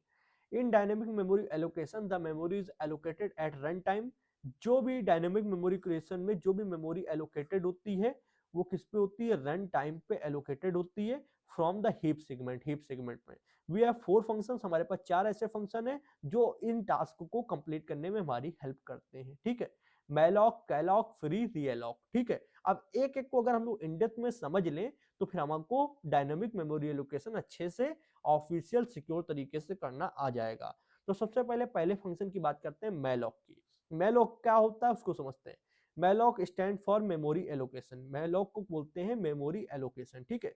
इसमें क्या होता है, हम लोग एक फंक्शन है मैलॉक, ये पहले से बना बनाया है, इसका यूज करते हैं। इसमें हम लोग कुछ वैल्यू डालते हैं, ठीक है। वो वैल्यू क्या करती है, वो वैल्यू ये होती है, it reserves a block of memory. ये क्या करता है, एक ब्लॉक ऑफ मेमोरी को रिजर्व कर लेता है, किसके अंदर, हीप मेमोरी के अंदर एक ब्लॉक ऑफ मेमोरी को रिजर्व कर लेता है। और वो कितनी होगी, कौन सी कितनी अमाउंट ऑफ मेमोरी होगी, वो हम लोग इसके अंदर डालते हैं with given amount of bytes. तो हम लोग इसके अंदर बताते हैं बाइट्स में मेमोरी कि 20 बाइट, 10 बाइट कितनी मेमोरी तुमको कंज्यूम करके रखनी है या रिजर्व करके रखनी है। तो वो हम लोग इसके अंदर डालते हैं मैलॉक के अंदर, और ये क्या करता है, उतनी ब्लॉक ऑफ मेमोरी को क्या करता है, रिजर्व कर लेता है, ठीक। अब इसने उतनी मान लो ब्लॉक ऑफ मेमोरी रिजर्व कर ली, जैसे मैंने कहा 20 बाइट रिजर्व कर लो, ठीक है। तो 20 बाइट कितने के लिए बनाया होगा, अगर हम लोग इंटीजर के लिए सोचें तो एक इंटीजर होता है 4 बाइट का, ठीक है। तो 5 चौको 20, तो अगर हम लोग यहाँ बोल सकते हैं 5 ब्लॉक बनेंगे 20 बाइट में, तो 5 ब्लॉक के लिए हम लोग ने 20 बाइट रिजर्व करके रखी है। बट यहाँ पे एक चीज ध्यान दो, ये मैलॉक रिटर्न में क्या देता है, आपने मैलॉक तो यूज किया, पर ये रिटर्न में जो वैल्यू देगा वो एक वॉइड पॉइंटर होगा। पॉइंटर तो होगा जिससे आप एक मान लो एरे बना है, ठीक है। ये एरे आपने 5 ब्लॉक के लिए बनाया, ठीक। अब ये रिटर्न में हम लोग को एक पॉइंटर तो दे रहा, पर ये पॉइंटर अभी किस टाइप का, वॉइड पॉइंटर का। तो हम लोग को इसको अपने हिसाब से चेंज करना है। अगर ये एरे को इंटीजर टाइप का बनाना है तो इस वॉइड पॉइंटर को हम लोग इंटीजर में यहाँ पे कन्वर्ट कर देंगे, ठीक है। और अगर ये हमको कैरेक्टर टाइप का बनाना है तो इस वर्ड पॉइंटर को कैरेक्टर टाइप में कन्वर्ट कर देंगे। अगर इसको फ्लोट टाइप में बनवाना है तो ये वर्ड पॉइंटर को हम लोग फ्लोट में कन्वर्ट कर देंगे। तो वही नेक्स्ट लाइन यहाँ पे लिखी हुई है, जैसे यहाँ पे पहले मैंने लिखा था, the return value is void pointer to the allocated space. ये जो एलोकेटेड स्पेस है इसके रिटर्न में हमको एक वर्ड पॉइंटर मिला। तो हम लोग यहाँ पे पढ़ रहे हैं, therefore the word pointer, जो हमारे पास वर्ड पॉइंटर है वो हमारे नीड टू बी कास्टेड, हमारी नीड के अनुसार उसको कास्टिंग किया जाएगा, कास्टेड कर दिया जाएगा। तो कास्टेड करने का मतलब यही है कि जो वर्ड पॉइंटर है उसको अगर हम चाहे तो इंटीजर में कन्वर्ट कर सकते हैं, चाहे तो कैरेक्टर में कन्वर्ट कर सकते हैं, चाहे तो फ्लोट टाइप में कन्वर्ट कर सकते हैं। तो वर्ड पॉइंटर को दूसरे डेटा टाइप में कन्वर्ट करने को ही हम लोग कास्टिंग बोलते हैं या इसको कास्टेड बोलते हैं, ठीक है। To the appropriate type as per the requirement, जो इस टाइप की हमको रिक्वायरमेंट होगी। अगर हमको इंटीजर की रिक्वायरमेंट है तो वर्ड पॉइंटर को इंटीजर में, अगर कैरेक्टर में तो कैरेक्टर में। फिर उसके बाद हमारे पास एक ये चीज आती है, however if space is insufficient, अगर किसी कारणवश, हालांकि किसी कारणवश जो हमारे पास स्पेस है, जो जगह है वो इनसफिशिएंट है, मतलब कम है, और एलोकेशन ऑफ मेमोरी क्या हो जाएगी, फेल हो जाएगी। तो ये रिटर्न में हमको क्या करेगा, पॉइंटर, नल पॉइंटर रिटर्न करेगा। तो आपने मान लो, समझना, ये एक हीप मेमोरी है, इसके अंदर आपने कह दिया, मान लो इसका टोटल साइज है एन, एन कोई भी नंबर हो सकता है, 4 या 5 कुछ भी आप रख लो, और आपने कहा मुझको n+1 साइज का चाहिए। n+1 साइज मतलब अगर n का साइज है 5 और आपने स्टोरेज की डिमांड करी 5 एक 6 साइज का स्टोरेज चाहिए, और ये 5 ही साइज का है। मैं एग्जांपल के लिए छोटा नंबर ले रहा हूँ, वैसे बहुत बड़ी साइज की होती है। पर अगर मान लो इसका n साइज है टोटल मेमोरी का और आपने n+1 की डिमांड करी, तो जो पॉइंटर है वो रिटर्न में आएगा नल टाइप का। तो हम लोग इससे चेक कर पाएंगे कि क्या हमारा यहाँ पे एग्जीक्यूशन जो है वो फेल हो चुका है, इनिशियलाइजेशन फेल हो चुका है। तो हम लोग को पता चल जाएगा कि हाँ हमारा ये फेल हो चुका है। तो जो हीप मेमोरी है, अगर उससे ज्यादा आप साइज का कुछ डिमांड करोगे पॉइंटर बनाना तो रिटर्न में नल आएगा। आई होप ये चीज क्लियर हुई होगी, ठीक है। अब नेक्स्ट क्या है, all the value at allocated memory, जो भी वैल्यू है हमारी मेमोरी के अंदर एलोकेटेड, वो क्या होगी, इनिशियलाइज कर दी जाएगी स्टार्टिंग में गार्बेज वैल्यू से। कैसे, ये हमारी एक हीप मेमोरी है, ठीक। इसके अंदर हम लोग ने 5 ब्लॉक का एक एरे की डिमांड करी, ठीक है, 1 2 3 4 5, ठीक। इसको एक पॉइंटर से हम लोग ने पॉइंट भी कर लिया मेन फंक्शन में। इस पॉइंटर को मान लो हम लोग ने इंटीजर टाइप में भी कन्वर्ट कर लिया, सब कुछ कर लिया, पर अभी इसके अंदर कोई वैल्यू हम लोग ने डाल के नहीं रखी है। तो स्टार्टिंग में इसके अंदर कुछ भी गार्बेज वैल्यू आ सकती है, कुछ भी गार्बेज वैल्यू इसके अंदर आ सकती है। तो कुछ भी गार्बेज वैल्यू का क्या मतलब है, कोई रैंडम वैल्यू, रैंडम वैल्यू कुछ भी हो सकती है, जैसे मान लो A2 हैश 5DE कुछ ऐसे कुछ भी इसके अंदर रैंडम वैल्यू आएगी। कब? जब आपने खुद से उसके अंदर कुछ वैल्यू या कुछ डेटा नहीं डाल रखा है तो उस सिचुएशन में इसके अंदर गार्बेज वैल्यू होगी। अच्छा भैया, ठीक है, तो इसको समझते हैं, थोड़ा करके देखते हैं कि कैसे क्या हो रहा है, गार्बेज वैल्यू हो रही है, क्या है क्या नहीं है, इसको समझते हैं। तो फटाफट से हम लोग आते हैं VS कोड पे। VS कोड यहाँ पे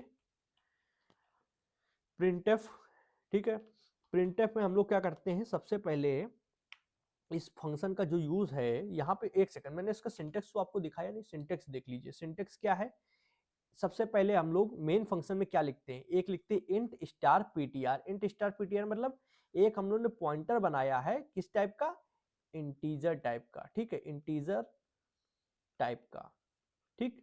फिर हम लोग यहाँ पे नीचे आते हैं, वो पॉइंटर के अंदर क्या करते हैं, मैलॉक फंक्शन पहले लिखते हैं। मैलॉक फंक्शन लिखा, इसके अंदर हम लोग बताते हैं साइज इन बाइट्स, ठीक है, तो साइज इन बाइट्स के में बताते हैं कि कितने बाइट का चाहिए, ठीक है। तो हम लोग डायरेक्टली इसके अंदर 20 नहीं लिख देते, हम लोग इसके अंदर यूज करते हैं साइज ऑफ ऑपरेटर का। ये मैंने पिछली वीडियोस में पढ़ा भी रखा है, साइज ऑफ ऑपरेटर क्या होता है। तो मान लो मैंने कहा साइज ऑफ, और इसके अंदर डाल दिया इंट, तो इंट हमारा कितने साइज का होता है, 4। और यहाँ पे हम लोगों ने बता दिया 5 ब्लॉक बनाने हैं, तो मल्टीप्लाई करा देते हैं 5 स्टार 4, तो यहाँ से 4 निकल के आएगा, यहाँ 5 है, 5 को 20, तो टोटल ये साइज कितना रिजर्व करेगा, 20। अब ये 20 साइज का इसने एक मान लो एरे बना, मतलब 20 बाइट का एक एरे बना लिया है जिसमें 5 ब्लॉक है, ठीक है, 1 2 3 4 5, ठीक है, 5 ब्लॉक है। पर ये रिटर्न में क्या देता है, वॉइड पॉइंटर देता है, हम लोग को पता है। तो वॉइड पॉइंटर को हम लोग को इंटीजर में कन्वर्ट करना है, तो ये इंट स्टार आपने लिखा, ये देखो इंट स्टार लिखा, तो ये जो यहां से वॉइड पॉइंटर आ रहा है वो कन्वर्ट हो जाएगा, और कन्वर्ट होने के बाद इसके अंदर जो जाएगा, इसके अंदर ये पॉइंटर नाम का जो आपने बना रखा है पॉइंटर, इसके अंदर इंटीजर पॉइंटर की ही वैल्यू जाएगी। क्लियर हो गया होगा, ठीक है। तो हम लोग यहाँ पर आते हैं, और यहाँ पर आने पे सबसे पहले यहाँ पे लिखते हैं कुछ चीजें, जैसे मैंने कहा इंट स्टार पीटीआर, ये हम लोग ने एक पॉइंटर बनाया इंटीजर टाइप का। आई होप बड़ा कर देता हूं जिससे आपको अच्छे से दिखे, ठीक है। ये करने के बाद मैंने कहा पॉइंटर जो हमारा ऊपर बनाया है ना, वही पॉइंटर। फिर हम लोग कास्केट करना है, तो कास्केट करने से पहले मान लो हम लोग मैलोक फंक्शन का यूज करते हैं, मुझे आपको दिखाना है, तो मैंने कहा मैलोक। अब मैलोक को यूज करने से पहले ध्यान देना, जब भी आप मैलोक का यूज करोगे ऐसे, तो एरर आएगा। क्यों एरर आएगा, मैलोक फंक्शन एक हेडर फाइल के अंदर आपको दिए जाते हैं, कौन से, मैलोक, कैलोक, रियलोक और फ्री, जो चारों फंक्शन है, उसको यूज करने के लिए आपको एक हेडर फाइल इंक्लूड करनी होगी। उस हेडर फाइल का नाम है स्टैंडर्ड लाइब्रेरी, standardlib.h। ये अगर हेडर फाइल आपने नहीं डाली तो समझ लें मैलोक फंक्शन नहीं चलेगा, ना ही कैलॉक चलेगा, ना ही रियलॉक, ना ही फ्री। तो अगर डायनामिक मेमोरी एलोकेशन करना है तो ये हेडर फाइल डालें, इसी से ये लोग निकल के आते हैं। अब इसके अंदर आपको बताना है कि मान लो मुझे 3 ब्लॉक का 3 ब्लॉक चाहिए, 3 ब्लॉक का एक एरे चाहिए, ठीक है। अब वो एरे का हमको साइज बताना है, तो साइज या तो आप इस तरीके कर दें, पहले आपको मल्टीप्लाई करना है, तो आपने मान लो बताया 4, तो 4 4 इंटीजर जो होता है वो 4 बाइट का होता है, तो आप ये कर सकते हो, कुछ भी गलत नहीं होगा, कोड भी चलेगा। पर एक चीज देखो, अलग अलग कंप्यूटर में ये कोड जाएगा, सिर्फ आप ही के कंप्यूटर में तो चलेगा नहीं, जो सॉफ्टवेयर बनाओगे सबके कंप्यूटर में। तो हो सकता है किसी का कंप्यूटर कम बिट का हो, 32 बिट का हो या उससे कम हो, तो उसके में इंटीजर का साइज कम हो सकता है। किसी का 64 है तो उसका 4 बाइट हो सकता है, किसी का और है तो उसमें क्या होता है, इंटीजर जो डेटा टाइप है उनके साइज वेरी करते हैं, मतलब अलग अलग कंप्यूटर के हिसाब से अलग अलग साइज होते हैं। तो अब आपको सबके कंप्यूटर का साइज तो पता नहीं है कि इसके में इंटीजर का क्या साइज है, उसके में इंटीजर साइज क्या है, तो हम लोग यहाँ पे साइज ऑफ ऑपरेटर का यूज कर लेते हैं। अब साइज ऑफ ऑपरेटर का यूज किया, इसके अंदर हम लोग डाल देते हैं इंट। तो किसी भी कंप्यूटर में आप चलाओ, जिसका भी इंटीजर साइज होगा, मान लो इसका, मान लो हम अपने कंप्यूटर की बात करें तो उसमें 4 बाइट है, तो 4 यहाँ पे दिखा भी रहा है, ठीक है, 4 बाइट निकल आएगा, और 3 से हम लोग मल्टीप्लाई कर देंगे तो 4 4 8 4 12, 12 बाइट वो रिजर्व कर लेगा। अब 12 बाइट को हम लोग 3 3 में डिवाइड कर सकते हैं, 3 3 में, मान लो 3 में डिवाइड कर सकते हैं, ठीक है। तो 3 3 6 3 3 9, क्या ही बोल रहा हूँ, मान लो 4 बाइट है, 4 4 8 4 3 12, तो 4 4 के 3 ब्लॉक बन जाएंगे, 4 4 8 4 3 12, ठीक है। अब ये रिटर्न में क्या देता है, ये रिटर्न में देता है वॉइड, वॉइड पॉइंटर। तो उसको कन्वर्ट भी करना है किसमें, इंटीजर में, क्योंकि हमको इंटीजर की जरूरत है ना, आप कैरेक्टर में, फ्लोट में, सब में कर सकते हैं, कोई प्रॉब्लम नहीं है। जिसमें भी कन्वर्ट करना है उसके लिए इस तरीके ब्रैकेट बनाओ, उसके अंदर वो चीज लिखो। मैंने कहा इंटीजर में करना है तो इंट स्टार लिख दिया, तो वो जो पॉइंटर आया है वो यहाँ पे कास्केड हो जाएगा इंटीजर पॉइंटर में। ठीक है, अब इसके अंदर ये जो एक एरे बनेगा 3 ब्लॉक का इंटीजर एरे, वो इसका एड्रेस इसके अंदर आ जाएगा। क्लियर है? अगर किसी को साइज ऑफ ऑपरेटर वाली वीडियो नहीं देखी हो सकती, मान लो आपने ना देखी हो, आपको ना पता हो, तो मैं दिखा भी देता हूं। जैसे मैंने कहा लेट लिख रहा था, क्योंकि जावास्क्रिप्ट में लेट यूज होता है ना। Int a equal to size of int, मैंने ये करा। ठीक है, अब मैं इंट को यहाँ पे ए के अंदर वैल्यू निकल आएगी। इंटीजर कितने साइज ले रहा है इस कंप्यूटर के अंदर, इसमें तो 4 ले रहा है। ठीक है, फिर भी मुझे पता है, मान लो ना पता होता तो मैं यहाँ पे ए के अंदर निकाल लेता और फिर इसको प्रिंट कराता। तो पहले %d लिख देंगे, क्योंकि इंटीजर क्या है, एक नंबर है, इंट टाइप का है। ठीक है, इंटीजर के लिए %d ही यूज होता है। और ए को क्या करते हैं, यहाँ पे लिख देते हैं। अब रन कराते हैं। ठीक है, रन कराने पे यहाँ पे देखो 4 आ गया। अगर मैं कैरेक्टर के लिए पूछूं कि कैरेक्टर कितने साइज का होता है मेरे कंप्यूटर में, तो यहाँ पे कैरेक्टर लिखा तो साइज ऑफ क्या करेगा, कैरेक्टर का साइज निकाल देगा। अगर रन करते हैं तो 1। ठीक है, कैरेक्टर 1 बाइट ले रहा है। इस तरीके से चीजें हमारी वर्क कर रही हैं। तो साइज ऑफ ऑपरेटर उस डेटा टाइप का साइज निकाल के दे देता है। इतना आप लोगों को क्लियर हो गया होगा। अब मैं फिर से इस कोड पे आ जाता हूँ। ये जो कोड है हमारा, इसको फिर से अनकमेंट कर लेता हूँ। यहां तक तो एक पॉइंटर ने क्या किया, 3 ब्लॉक का एक इंटीजर एरे बना दिया। इसलिए टोटल कितनी 3 ब्लॉक है, तो 4 4 8 4 12 बाइट यहाँ पे रिजर्व कर लिए। अब उनका यूज करना है, तो यूज करने के लिए हम लोग फॉर लूप का यूज कर सकते हैं। Int i is equal to 0, क्योंकि इंडेक्स हमेशा 0 से स्टार्ट होता है एरे का। आई लेस देन क्या करना है, मान लो 3 अगर हम लोग दिया है तो 3 से कम लेके जाएंगे, क्योंकि एरे हमेशा जो साइज होता है एरे का उससे एक कम होता है। इंडेक्स हमेशा जब भी आप इंडेक्स देते हो वो एरे के साइज का एक कम होता है। तो आई लेस देन 3। अब आई क्या करेंगे, प्लस प्लस कर देंगे, प्लस प्लस कर देंगे। और यहाँ पे हम लोग बोलेंगे, पहले प्रिंटफ में यूजर को बताना होता है कि करना क्या है। Printf inter data in array, ये किया। ये करने के बाद स्कैनएफ का यूज किया। स्कैनएफ का यूज करने के बाद यहाँ पे %d के बाद एम्परसेंड का साइन लगाएंगे। एम्परसेंड क्या है, एड्रेस। और अब यहाँ पे आप ध्यान से देखें, पॉइंटर क्योंकि एक एरे के तरीके वर्क कर रहा है, तो पॉइंटर के अंदर आई में क्या आएगा, इंडेक्स आएगा, पहले 0 फिर 1 फिर 2। तो हम लोग को तीनों वैल्यू डालनी है, तो हम लोग इस तरीके यूज कर सकते हैं। ये हो गया। ये होने के बाद में हम लोग नीचे आएंगे, फॉर लूप का फिर से यूज करेंगे। फिर यूज करने के बाद int i is equal to 0, i less than 3। Less than 3 करने के बाद आई प्लस प्लस। तो एक ऊपर वाले फॉर लूप से क्या कर रहे हैं, वैल्यू ले रहे हैं यूजर से, और दूसरे वाले फॉर लूप पे क्या कर रहे हैं, हम लोग यूजर से ली गई वैल्यू को प्रिंट करा रहे हैं। तो प्रिंट कराने के लिए भी इंटीजर वैल्यू है, तो %d का यूज करेंगे। और इस बार डायरेक्ट पॉइंटर के अंदर इंडेक्स डाल के वैल्यू निकाल ले रहे हैं। ओके, ये चीज, इसमें एक कोई शॉर्टकट है जिससे ये लाइट ब्लिंक करने लगती है। इसको मैं सही करने के लिए क्या करता हूँ, पहले एक बार VS कोड काट के अगेन ओपन कर लेता हूँ, क्योंकि इसको मुझे देखना होगा कि ये ऐसा क्यों करता है। कोड सही चल रहा है, कोड में कोई प्रॉब्लम नहीं है। फिर से मैं क्या करता हूँ, इसको फुल स्क्रीन पे करके साइज बड़ा कर लेता हूँ। अब यहाँ पे मैं क्या करता हूँ, एक ब्रैकेट कम है तो इस ब्रैकेट को क्या करता हूँ, फुल कर लेता हूँ। इतना हो गया। कोड को रन करते हैं। कोड को रन करने पे पहले 3 वैल्यू देनी होंगी और वो 3 वैल्यू प्रिंट होंगी। तो रन किया कोड।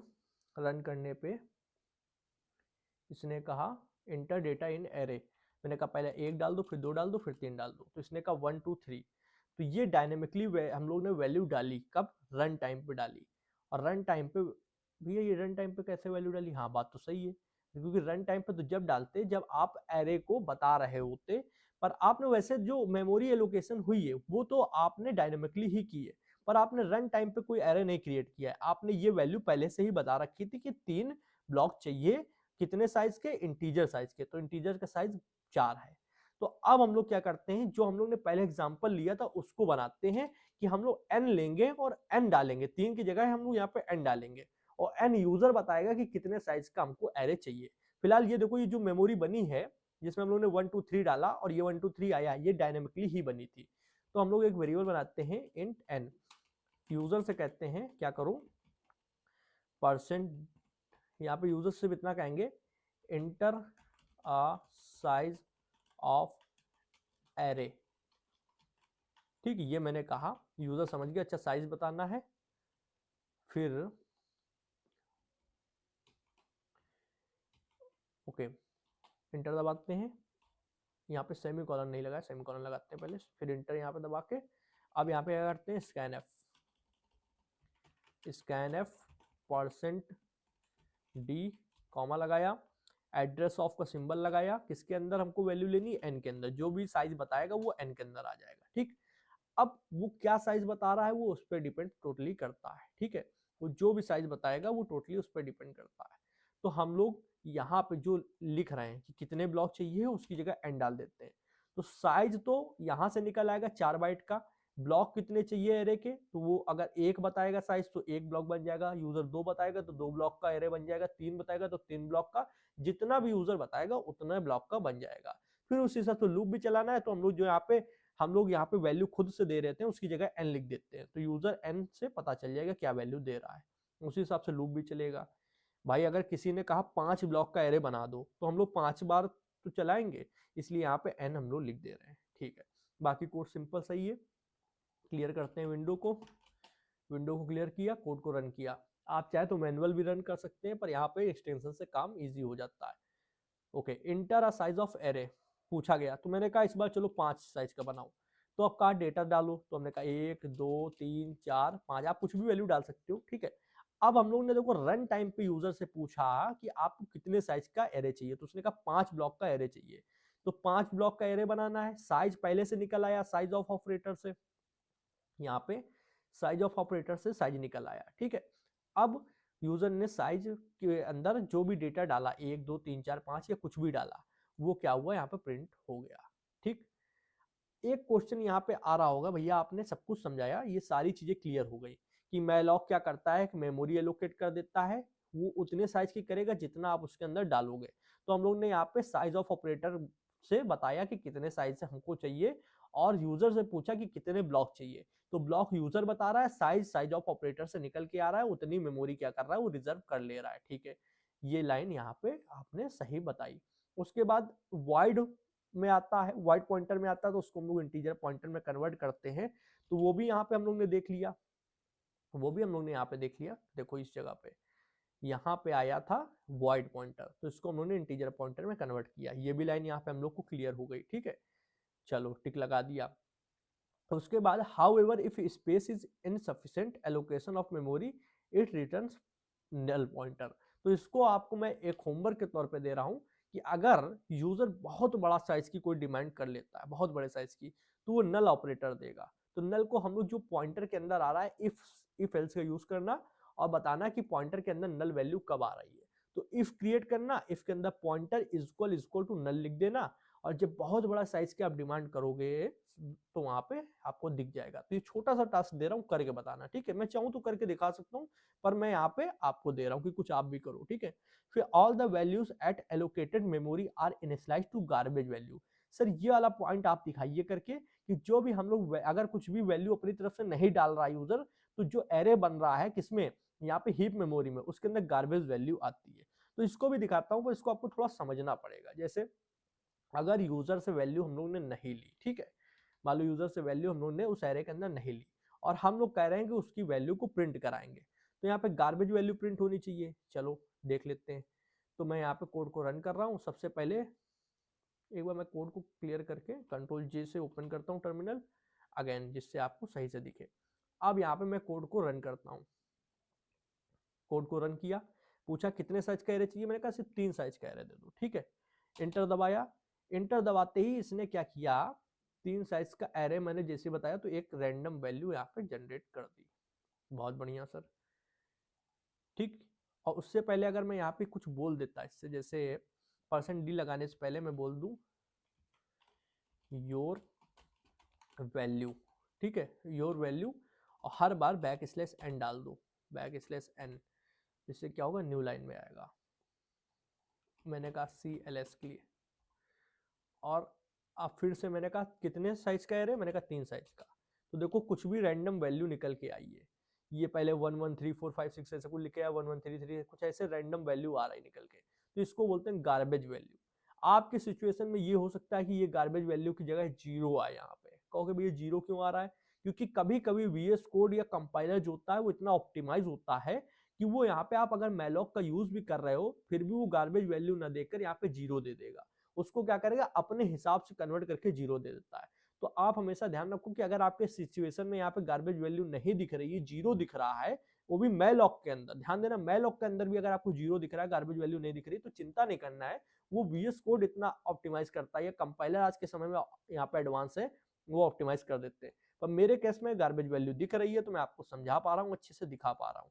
तो मैलॉक के अंदर हमेशा अगर यूजर वैल्यू नहीं डाल रहा है तो जो भी एरे क्रिएट होगा उसके अंदर गार्बेज वैल्यू चली जाएगी। ओके, ये पॉइंट भी सर आपका क्लियर हो गया। ठीक, अब मैं नेक्स्ट फंक्शन के बारे में बढ़ता हूं जो कि है कैलॉक फंक्शन।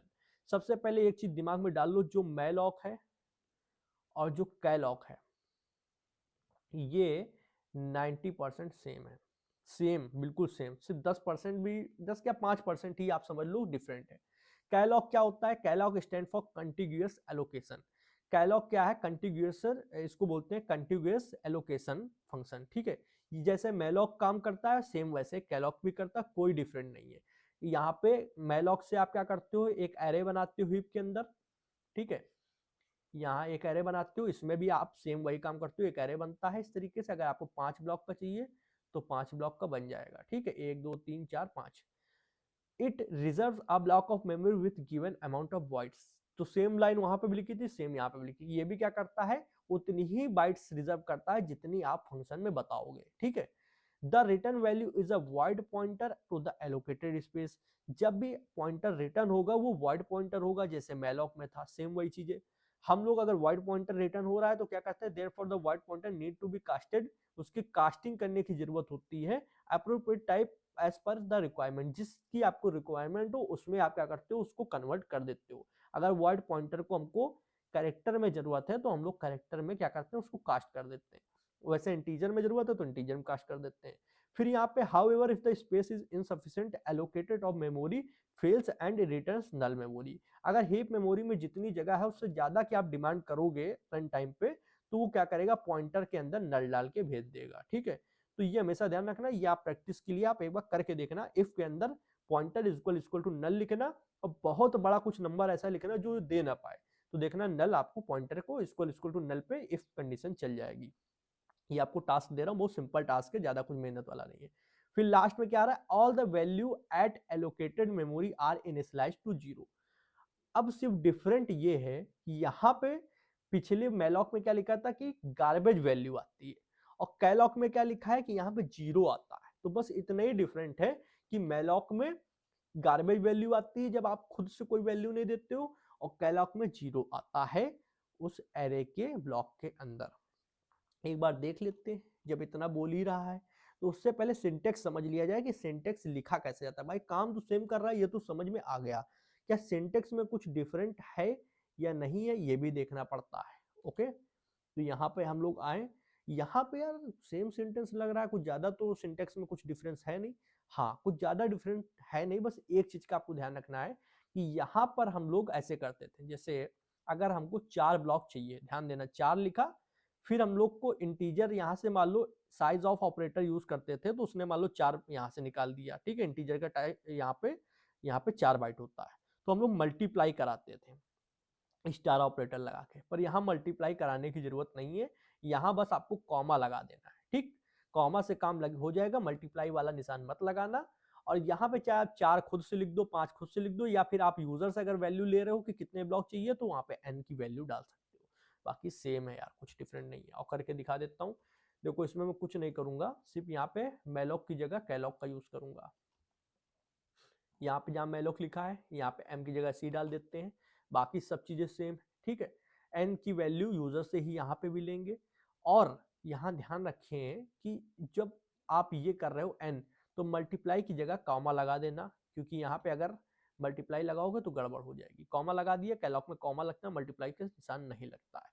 तो n क्या है, साइज ऑफ ब्लॉक्स, और ये क्या है, साइज ऑफ बाइट्स। तो यहाँ पे लिखा भी है कि नंबर ऑफ ब्लॉक, साइज तो नहीं बोलेंगे यार, हाँ नंबर ऑफ ब्लॉक कितने आप चाहते हो पहले बताओगे, और फिर साइज क्या है प्रत्येक ब्लॉक का। तो प्रत्येक ब्लॉक का साइज आप साइज ऑफ ऑपरेटर से डाल सकते हो और नंबर ऑफ ब्लॉक यूजर बता देगा। ठीक है, अब हम लोग बस ये देखना चाहते हैं कि क्या जीरो आता है। अभी तक गार्बेज वैल्यू आ रही थी, जब प्रिंट करा रहे थे तो गार्बेज वैल्यू आ रही थी। तो देखते हैं सर, लगे हाथ काम हो जाएगा। कितने नंबर ऑफ ब्लॉक्स चाहिए, तो यहाँ पे हम लोग नंबर ऑफ ब्लॉक्स 3, एंटर दबाया, देखो सम में 0 आया। और वहीं मैलॉक में क्या हो रहा है, यहाँ पे गार्बेज वैल्यू आ रही है। तो मैलॉक भी फिर से मैं मैलॉक करके दिखा देता हूँ। यहाँ सी की जगह एम लिख दिया, यहाँ पे जहाँ कॉमा लगाया कॉमा की जगह स्टार लगा दिया, बस इतना ही डिफरेंस होता है और कुछ नहीं। बस अब फिर से एक बार क्लियर करके अगेन चलाते हैं इस प्रोग्राम को। देखो यहाँ पे आएगी गार्बेज वैल्यू, जैसे मैंने कहा 3 ब्लॉक का बना दो, तो यहाँ पे गार्बेज वैल्यू आ रही है। बट यहाँ पे सर, यहाँ पे जब आप एन आएंगे और यहाँ पे फिर से अगर मैं कॉमा लगा दूं और मल्टीप्लाई का साइन हटा दूं और मैलॉक को कैलॉक में कन्वर्ट कर दूं, तो यहाँ पे फिर 0 आता है। अगर आप खुद से वैल्यू नहीं डाल रहे हो तो 0 आएगा। चाहे मान लो यहाँ पे 5 के लिए यूज कर लूँ, 5 ब्लॉक के लिए यूज कर लूँ, सब में 0 0 पड़ा है। तो ये कब यूज करना है, जब हमको ये पता हो कि अगर एरे जो हमारा हीप मेमोरी है, हीप मेमोरी के अंदर जो भी एरे बन रहा है, इनके सभी ब्लॉक के अंदर हमें डिमांड है कि 0 हो। ठीक है, सभी के अंदर 0 हो तो हम लोग क्या कर लेंगे, कंटिन्यूअस एलोकेशन मतलब कैलॉक का यूज कर लेंगे।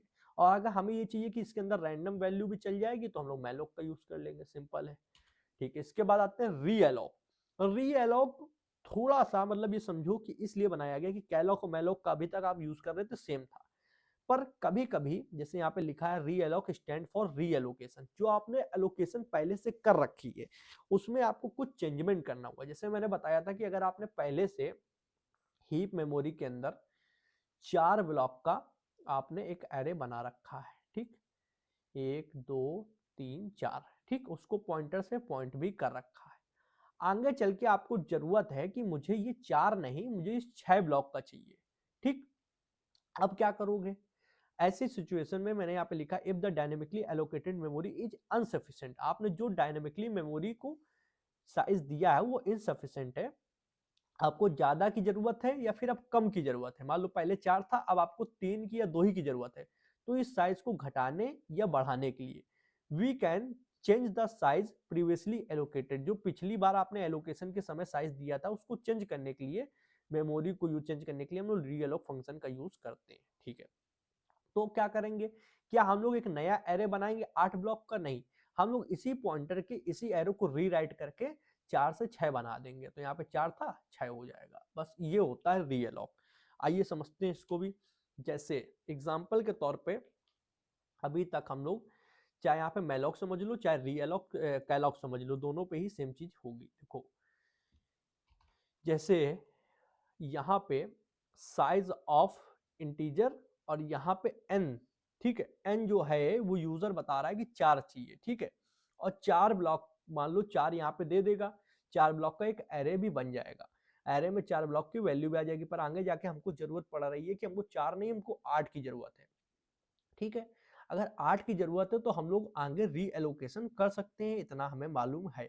पर करना कैसे, आइए मैं आपको दिखाता हूँ। एक सेकंड बस मुझे दीजिए। मैं यहाँ पे जैसे printf your old value is, इतना मैंने लिखा, ठीक है। अब दोबारा से री एलोकेशन करने के लिए, ये यहां तक हो चुका था फॉर लूप, अब नया हम लोग सब दोबारा से करेंगे। तो नया हम लोग दोबारा से करने के लिए हम लोग फिर से प्रिंटफ चलाएंगे और फिर से यूजर से कहेंगे कि एक बार दोबारा से साइज बताओ, ठीक है। तो दोबारा से साइज यूजर बताएगा। मान लो उसके लिए हम लोग %d का यूज कर सकते हैं। तो %d, एक सेकंड रुकना, %d, ओके। और यहाँ पे मैं कॉमा लगाऊंगा, कॉमा नहीं, यहाँ पे डायरेक्ट वैल्यू को हम लोग ले रहे हैं, मतलब मुझ बता रहे हैं कि क्या वैल्यू चाहिए। तो प्लीज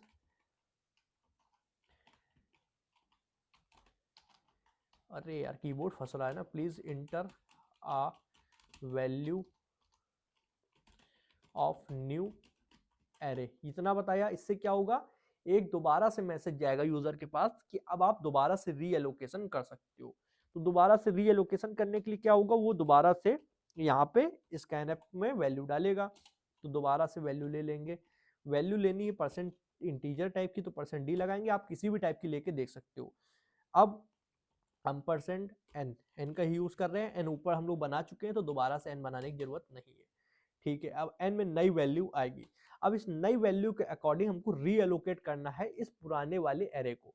पुराना वाला एरे कौन सा है, जो यहाँ पर बन रहा है, ठीक है। इस फंक्शन में कैलॉग में जो एरे बन रहा है इसी को रीएलोकेट कर रहे हैं, ठीक है। नया नहीं बना रहे हैं, रीएलोकेट कर रहे हैं। यहाँ हम लोग भले लिख दे रहे हैं कि न्यू एरे, पर न्यू एरे नहीं है, वो पुराने वाले को ही क्या कर रहे हैं, रीराइट कर रहे हैं। अगर पुराना 4 है और नया 6 की जरूरत है तो हम लोग 6 कर सकते हैं, ठीक है। तो यहाँ पे कमेंट में लिख देते हैं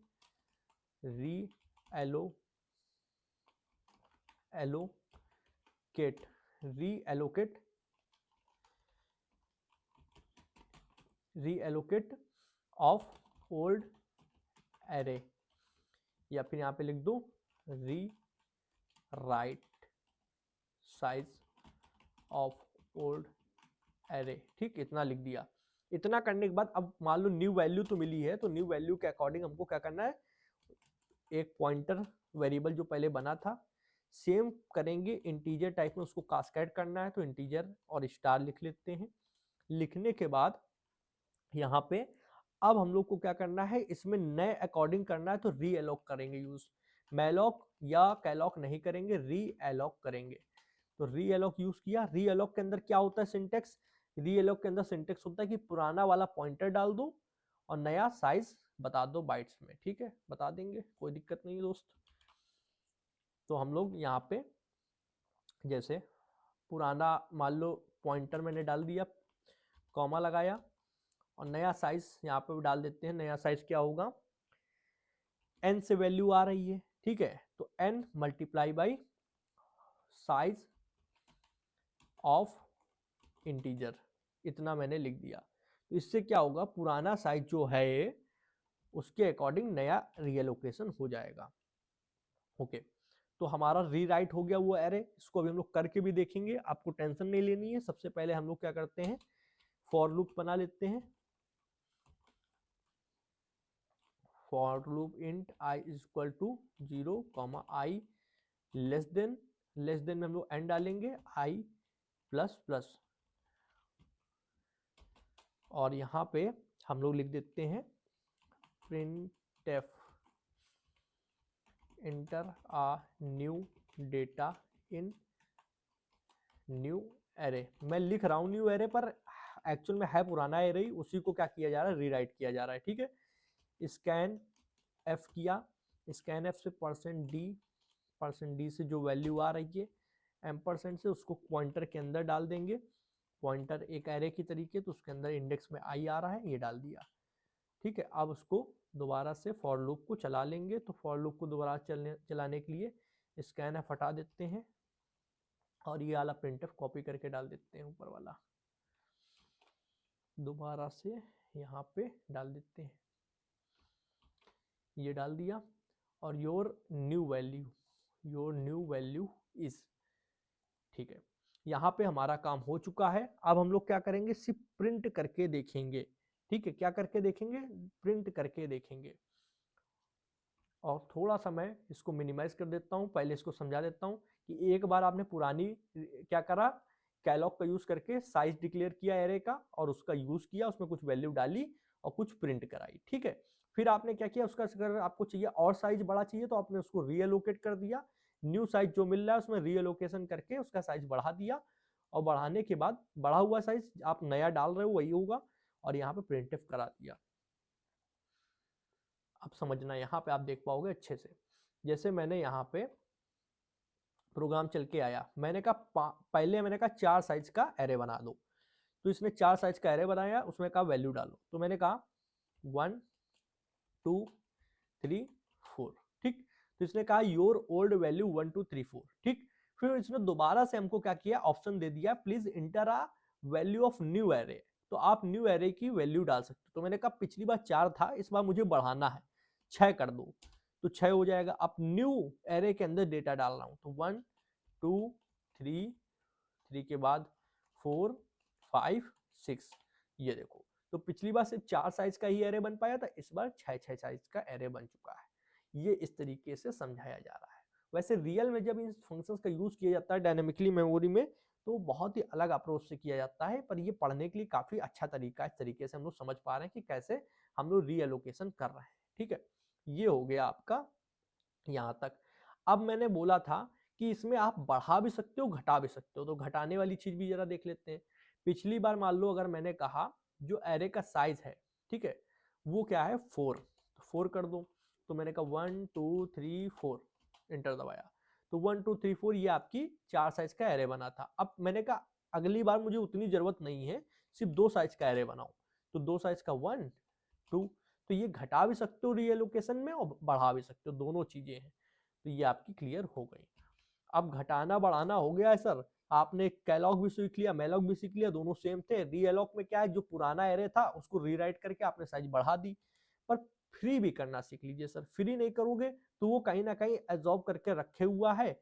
और हमेशा आप एक कॉन्सेप्ट अपने दिमाग में रियल लाइफ से सोच के चलिए। कहीं बैंक में गए हो, ठीक है, बैंक में आप देखते हो अक्सर वहां पे कुछ पेन वगैरह रखे होते हैं, 1 2 पेन रखे होते हैं जिसका आप यूज करके फॉर्म वगैरह भर सकते हो, बैंक प्रोवाइड कराता है। अब मान लो वो पेन आपने लिया, आपने फॉर्म को क्या करा, भर लिया। अब फॉर्म भरने के बाद उस पेन को आप हाथ में पकड़े पकड़े पूरे बैंक में घूम रहे हो, अपना अपना काम कर रहे हो, पेन को आपने वापस उस जगह पे नहीं रखा जहां वहां होना चाहिए। तो दूसरे लोग आएंगे, वो क्या करेंगे, उस पेन का यूज नहीं कर पाएंगे, और आप फालतू में उसको कंज्यूम करे लिए घूम रहे हो। तो क्या होगा, बाकी लोग आपसे गुस्सा करेंगे, भाई हमें भी तो चीजें यूज करनी है, आप किसी चीज है वापस वहीं पे रखिए। तो वही चीज यहाँ पे कि आपने एक ऐसा प्रोग्राम बनाया जिसने वो साइज कंज्यूम करके रखा हुआ है। चलो जितनी देर आप यूज कर रहे थे तब तक तो ठीक है, अब यूज नहीं कर रहे हो, उतना साइज की जरूरत नहीं है, फिर भी आप कंज्यूम किए हुए हो, दूसरे प्रोग्राम को साइज नहीं मिल पा रहा है, वो मेमोरी नहीं मिल पा रही है, तो इससे अच्छा है फ्री फंक्शन का यूज करके उसको फ्री करो। फ्री करने से क्या होगा, is use to free the allocated memory, जो मेमोरी आपने एलोकेट की है वो फ्री हो जाएगी। If the dynamically allocated memory is not required anymore, आपने जो डायनेमिक मेमोरी दी है, एलोकेट की है, वो अब और रिक्वायर्ड नहीं है, तो we can free it using free function, मैं उसको फ्री कर सकता हूँ फ्री फंक्शन का यूज करके। तो जो भी मेमोरी आप कंज्यूम करके रख रहे हो मेमोरी एलोकेशन के दौरान, उसको आप फ्री कर सकते हो। This will free the memory being used by the program in the heap, जो आप हीप मेमोरी में अभी तक मेमोरी लेकर रखे हुए थे, ये फ्री करने के बाद आप इसको यहां से फ्री कर देते हो, मतलब बिल्कुल ये हटा देते हो। ठीक है, चलो इसको कैसे करना है, ये तो सबसे सिंपल, इसका ये देख लो, सिंटैक्स देख लो इसे, अगर आपको ना समझ में आए सिर्फ फ्री फंक्शन लिखो, उसके अंदर क्या करो, पॉइंटर डाल दो। तो मैं इसी के नीचे लिख देता हूं थोड़ा सा बड़ा करके, फ्री, और बाद में जब यूज नहीं होगा तो फ्री पॉइंटर लिखा, ये फ्री हो गया। ठीक है, हो गया, हाँ बिल्कुल हो गया, इतना ही सिंपल, बिल्कुल सिर्फ कॉन्सेप्ट समझना होता है मेरे दोस्त, बाकी कहीं कुछ नहीं है, सिर्फ कॉन्सेप्ट समझना है। अब एक क्वेश्चन करेंगे हम लोग, write a program to take n number of integers, एक प्रोग्राम लेते हैं जिसमें एन नंबर ऑफ इंटीजर्स ले लेते हैं किसी से भी, ठीक है, as a input and display them, उनको डिस्प्ले करा देते हैं। बट मेन चीज क्या है, इतना तो हम लोग अभी कर ही चुके हैं, थोड़ी देर पहले ही हम लोग नहीं करा था। And explain pointer working process, मैंने कहा था पॉइंटर वर्किंग प्रोसेस बहुत ही इंपॉर्टेंट है। अगर किसी हीप मेमोरी में आपने 4 ब्लॉक का एक एरे बना दिया और उसको क्या कर रहा है, एक पॉइंटर पॉइंट कर रहा है, पर खुदा ना खास्ता इस पॉइंटर में आपने कुछ और डाल दिया, नल डाल दिया, कोई अदर वैल्यू डाल दी, अब उसको इसका एड्रेस क्या हो गया, छूट गया, एड्रेस मिला नहीं, तो कल का जब इसको दोबारा यूज करोगे तो यूज कर ही नहीं पाओगे, तो ये चीज हो गई। और ये क्या कर रहे हो, यहाँ पे ये मेमोरी में एरे पड़ा भी हुआ है, कंज्यूम भी है, पर आप उसका यूज भी नहीं कर पा रहे हो। तो इसी चीज को थोड़ा प्रैक्टिकली हम लोग यहाँ पे समझने वाले हैं। तो प्रैक्टिकली समझने के लिए हम लोग आते हैं यहाँ पे और थोड़ा इसको अलग अप्रोच से कोड लिखेंगे। ठीक है, ओके, ये हमारा बस लास्ट चीज है जो इसमें हम लोग समझेंगे। इसको समझने के बाद आपको मतलब दिल और जान से मैंने इसको समझाया हुआ है, इसमें ऐसी ऐसी चीजें आपको अच्छे से बता दी कि कभी भी डायनेमिक मेमोरी एलोकेशन में आप अच्छे से मतलब हर कॉन्सेप्ट क्लियर होगा, पॉइंटर कैसे वर्क कर रहा है, पॉइंटर में कैसे एड्रेस जा रहा है, सब चीजें। सबसे पहले इंट एन नाम से एक वेरिएबल बनाया, ठीक है, प्रिंट एफ से यूजर से कहा number, give a number of block, ठीक है, पूछे ब्लॉक्स, ठीक। अब जो यूजर वैल्यू देगा वो स्कैन एफ से लेंगे, परसेंट डी कॉमा एम्परसेंड का साइन, और जो भी वैल्यू आ रही होगी वो एन के अंदर डाल देंगे। एन के अंदर डालने के बाद अब हम लोग यहाँ पर कुछ भी, आप कैलॉग का यूज कर लें या मैलॉग का, सब में ही पॉइंटर काम करता है। तो पॉइंटर का यूज करने से पहले इंट स्टार पॉइंटर ये आपने लिख दिया। अब लिखने के बाद में पॉइंटर का यूज करते हैं। पॉइंटर इज इक्वल टू, हमको इंटीजर टाइप का चाहिए तो इंट स्टार कर लेते हैं। इंट स्टार कास्केडिंग करनी है ना, क्योंकि वहाँ पे वर्ड पॉइंटर आएगा।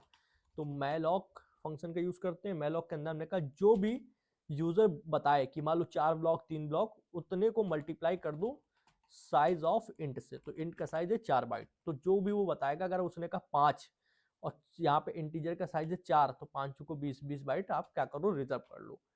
रिजर्व करने के बाद हम लोग ने कहा एक और पॉइंटर बना लेते हैं, एक और pointer int star P. P एक पॉइंटर है नॉर्मल, जिसके अंदर हम लोग पॉइंटर की वैल्यू डाल रहे हैं। पॉइंटर में क्या वैल्यू हो पहले ये क्लियर है आपको। पॉइंटर में उस एरे का फर्स्ट ब्लॉक का एड्रेस है जो हीप मेमोरी में क्रिएट हो रहा है। किसकी मदद से, मैलॉक की मदद से। ठीक, अब हम लोग ने वो एड्रेस को पी के अंदर डाल दिया है। क्यों डाला है अभी भूल जाओ, वो आगे बताऊंगा। फिर फॉर लूप का यूज किया, int i is equal to, int i is equal to मैंने कहा 0, i less than n i plus plus. इतना करा। इतना करने के बाद में हम लोग यहाँ पे यूजर से वैल्यू कहेंगे। ठीक है, तो स्कैनएफ में वैल्यू ले लेते हैं। प्रिंटएफ नहीं लिखेंगे क्योंकि कोड हमको ज्यादा बड़ा नहीं करना है, इसको समझाना भी है इसलिए। परसेंट डी के बाद एम्परसेंड का साइन लगाया। और अभी तक हम लोग यहाँ पे करते थे पॉइंटर, और इस तरीके से जैसे एरे होता है उसके अंदर इंडेक्स डाल के उसकी वैल्यू डाल देते थे, यही करते थे। पर यहाँ पे हम लोग समझने के लिए ये नहीं करेंगे, हम लोग इसको एज अ पॉइंटर ही वैल्यू भेज रहे हैं। ठीक है, एज अ पॉइंटर ही वैल्यू भेज रहे हैं। तो पॉइंटर में जब भी कोई वैल्यू डालते थे तो वो आई होप आपको क्लियर होगा कि क्या होता था। तो हम लोग स्टार पी टी आर लिखते थे। ये याद है कि नहीं याद है, सबसे पहले आप ये सोचो। अगर याद नहीं होगा तो ये चीज आपको समझ में भी नहीं आएगी। चलो एक बार बता देता हूँ। जैसे मैंने कहा int x is equal to 5। ठीक, int star p is equal to x। ठीक, ये मैंने कहा x। अब अगर कल का कोई आता है वो स्टार p में कोई वैल्यू डाल देता है, स्टार p में कोई वैल्यू डाल देता है, वो मान लो 6 डाला 7 डाला, तो वो क्या होगी, x में जाकर चेंज कर देगा। मान लो यहाँ जो वैल्यू अब डाली जाएगी वो x का एड्रेस किसके, यहाँ पे पहले तो एड्रेस वाला साइन लगा दूं। ठीक है, अब x का एड्रेस किसके अंदर है, p के अंदर है। तो p के अंदर इसका x का एड्रेस है, तो हम लोग यहाँ पे जो भी वैल्यू 5 6 जो भी डालेंगे वो यहाँ पे चेंज हो जाएगी। अगर मैंने यहाँ कहा 8 तो यहाँ पे चेंज हो जाएगी। ये पॉइंटर था, ना समझ में आया तो पॉइंटर चैप्टर में चले जाना। इतना मैंने आपको नॉर्मल बताया है। यहाँ पे अब आते हैं फॉर लूप प्रिंट कराने के लिए। तो int i is equal to 0, i less than n i plus plus. अब प्रिंट कराने के लिए मैं क्या कर रहा हूं, यहाँ पे print F percent D comma, और हम लोग अभी तक यहाँ पे पॉइंटर में ऐसे करके आई लिख देते थे, पर वो नहीं लिखेंगे। हम लोग यहाँ पे लिखेंगे कि जो प्रिंट कराना है वो हम लोग पॉइंटर की मदद से प्रिंट कराएंगे। ठीक है, एरे वाली अप्रोच यहाँ पे नहीं ले रहे हैं। क्यों नहीं ले रहे हैं, उसका रीजन है। हर बार हम लोग पी को क्या कर रहे हैं, इंक्रीमेंट कर रहे हैं, पी प्लस प्लस। क्यों कर रहे हैं वो भी अभी नहीं बताऊंगा, थोड़ी देर के लिए भूल जाओ, सब समझ में आएगा, पर उसके लिए वेट करना है। ठीक है, एक सेकंड दीजिए, मैं क्या करता हूँ थोड़ी ब्राइटनेस बढ़ा लेता हूँ, ये लीजिए। ठीक, अब मैं इस कोड को रन करके देखता हूँ क्या ये वर्क कर रहा है कि नहीं कर रहा है। मैंने कहा ओके, स्कैन एफ में स्पेलिंग मिस्टेक है, स्कैन एफ एस सी कहाँ गया, स्कैन एफ यहाँ पे स्कैन एफ। ठीक, अब रन करते हैं। रन करने के बाद यहाँ पे पूछा जाएगा साइज ब्लॉक का। मैंने कहा 3 साइज का नंबर डालो। मैंने कहा 1 2 3। वर्क कर रहा था कि नहीं कर रहा था, आई थिंक यहाँ पे इसने एक रैंडम वैल्यू जनरेट कर दी, जबकि इसको एक्चुअल में एक सही वैल्यू जनरेट करके देनी चाहिए थी। तो सही वैल्यू सर इन्होंने क्यों नहीं जनरेट की। प्रिंटएफ में हम लोगों ने क्या कहा, परसेंट पी की वैल्यू को प्रिंट करा दो। और ऊपर %p में हम लोग ने पॉइंटर की वैल्यू डाल भी रखी है, जो भी पॉइंटर की वैल्यू आई है, ठीक है। और उसके बाद हम लोग ने जो वैल्यू उसके अंदर डाली थी, तो यहाँ पे हम लोग को पॉइंटर प्लस प्लस करना चाहिए था, इस वजह से ptr प्लस प्लस, ओके। इस वजह से कोड मन मुताबिक काम नहीं किया। अभी इस कोड को जब मैं समझाऊंगा, ड्राई रन करूंगा, आप कहोगे भैया क्या समझाया आपने, क्या ही समझाया आपने। अब सेमीकोलन कहाँ रह गया, यहाँ रह गया, ठीक है। रन करूँ। जब जावास्क्रिप्ट का कोड आप एक लिमिट से ज़्यादा लिखते हो, जैसे मेरा काम मेन जावास्क्रिप्ट का कोड लिखने का है, तो ऐसी छोटी मोटी चीज़ें वहाँ पे होती रहती हैं। 3, अब यहाँ पे हम लोग का 1 डाल दो, 2 डाल दो, 3 डाल दो, प्रिंट एफ कराया तो 1 2 3 आ गया, ठीक है। अब इस कोड को मैं अच्छे से एक्सप्लेन करता हूँ। सबसे पहले मैं इसका एक स्क्रीनशॉट लेता हूँ,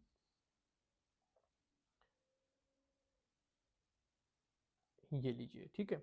अब मैं यहाँ पर आता हूँ, यहाँ पर आने के बाद में यहाँ पे एक न्यू पेज ओपन कर लेते हैं, ये लीजिए। और मैं यहाँ पे उस कोड को डाल देता हूँ इस तरीके से, ये लो। आई होप आपको यहाँ पे दिख रहा होगा। इस कोड को क्या करते हैं, ब्लॉक कर देते हैं। सबसे पहले ध्यान देना मेरी बात को, बहुत ही अच्छे से चलते हैं step by step. Integer n से यूजर ने एक वैल्यू ले ली, उस वैल्यू n की वैल्यू है 3, हम लोग 3 मान के चल रहे हैं, क्योंकि ज्यादा बड़ा एरे बनाएंगे तो समझाने में प्रॉब्लम होती है, बस ये है, ठीक। अब 3 लिया है, मैलॉक में हम लोग आएंगे तो यहाँ पे 3 है, मल्टीप्लाई बाई यहाँ पे साइज ऑफ इंटीजर होता है 4, तो 4 4 34 12 बाइट्स यहाँ पे हमारी रिजर्व हो जाएंगी। यहाँ पे वो कुल मिला के क्या कहता है, वाइड पॉइंटर भेजता है, उसको इंटीजर पॉइंटर में कन्वर्ट कर लेंगे। तो कुल मिला के एक यहाँ पे थोड़ा सा टाइम देना, बहुत अच्छे से ये चीज समझाना चाहता हूँ, इसीलिए टाइम मांग रहा हूँ। ये हमारी हीप मेमोरी, ठीक है, हीप मेमोरी है। उसके अंदर मैंने कहा एक एरे बनाते हैं, उसके अंदर एक एरे बनाते हैं, एक सेकंड रुकिए, ये लीजिए एक एरे बन गया, ठीक है। 1 2 3 साइज का, ओके। अब इसके प्रत्येक ब्लॉक का कुछ एक एड्रेस भी होता है। मान लीजिए हम मान लेते हैं x40 पहले का एड्रेस है, तो 4 4 बाइट का इंक्रीमेंट होगा तो x44 हो जाएगा, और यहाँ x48 हो जाएगा, ठीक है, ओके। अब ये बन चुका यहाँ पे एक एरे इंटीजर टाइप का। इसको क्या करते हैं, मेन फंक्शन से पॉइंटर बनाते हैं।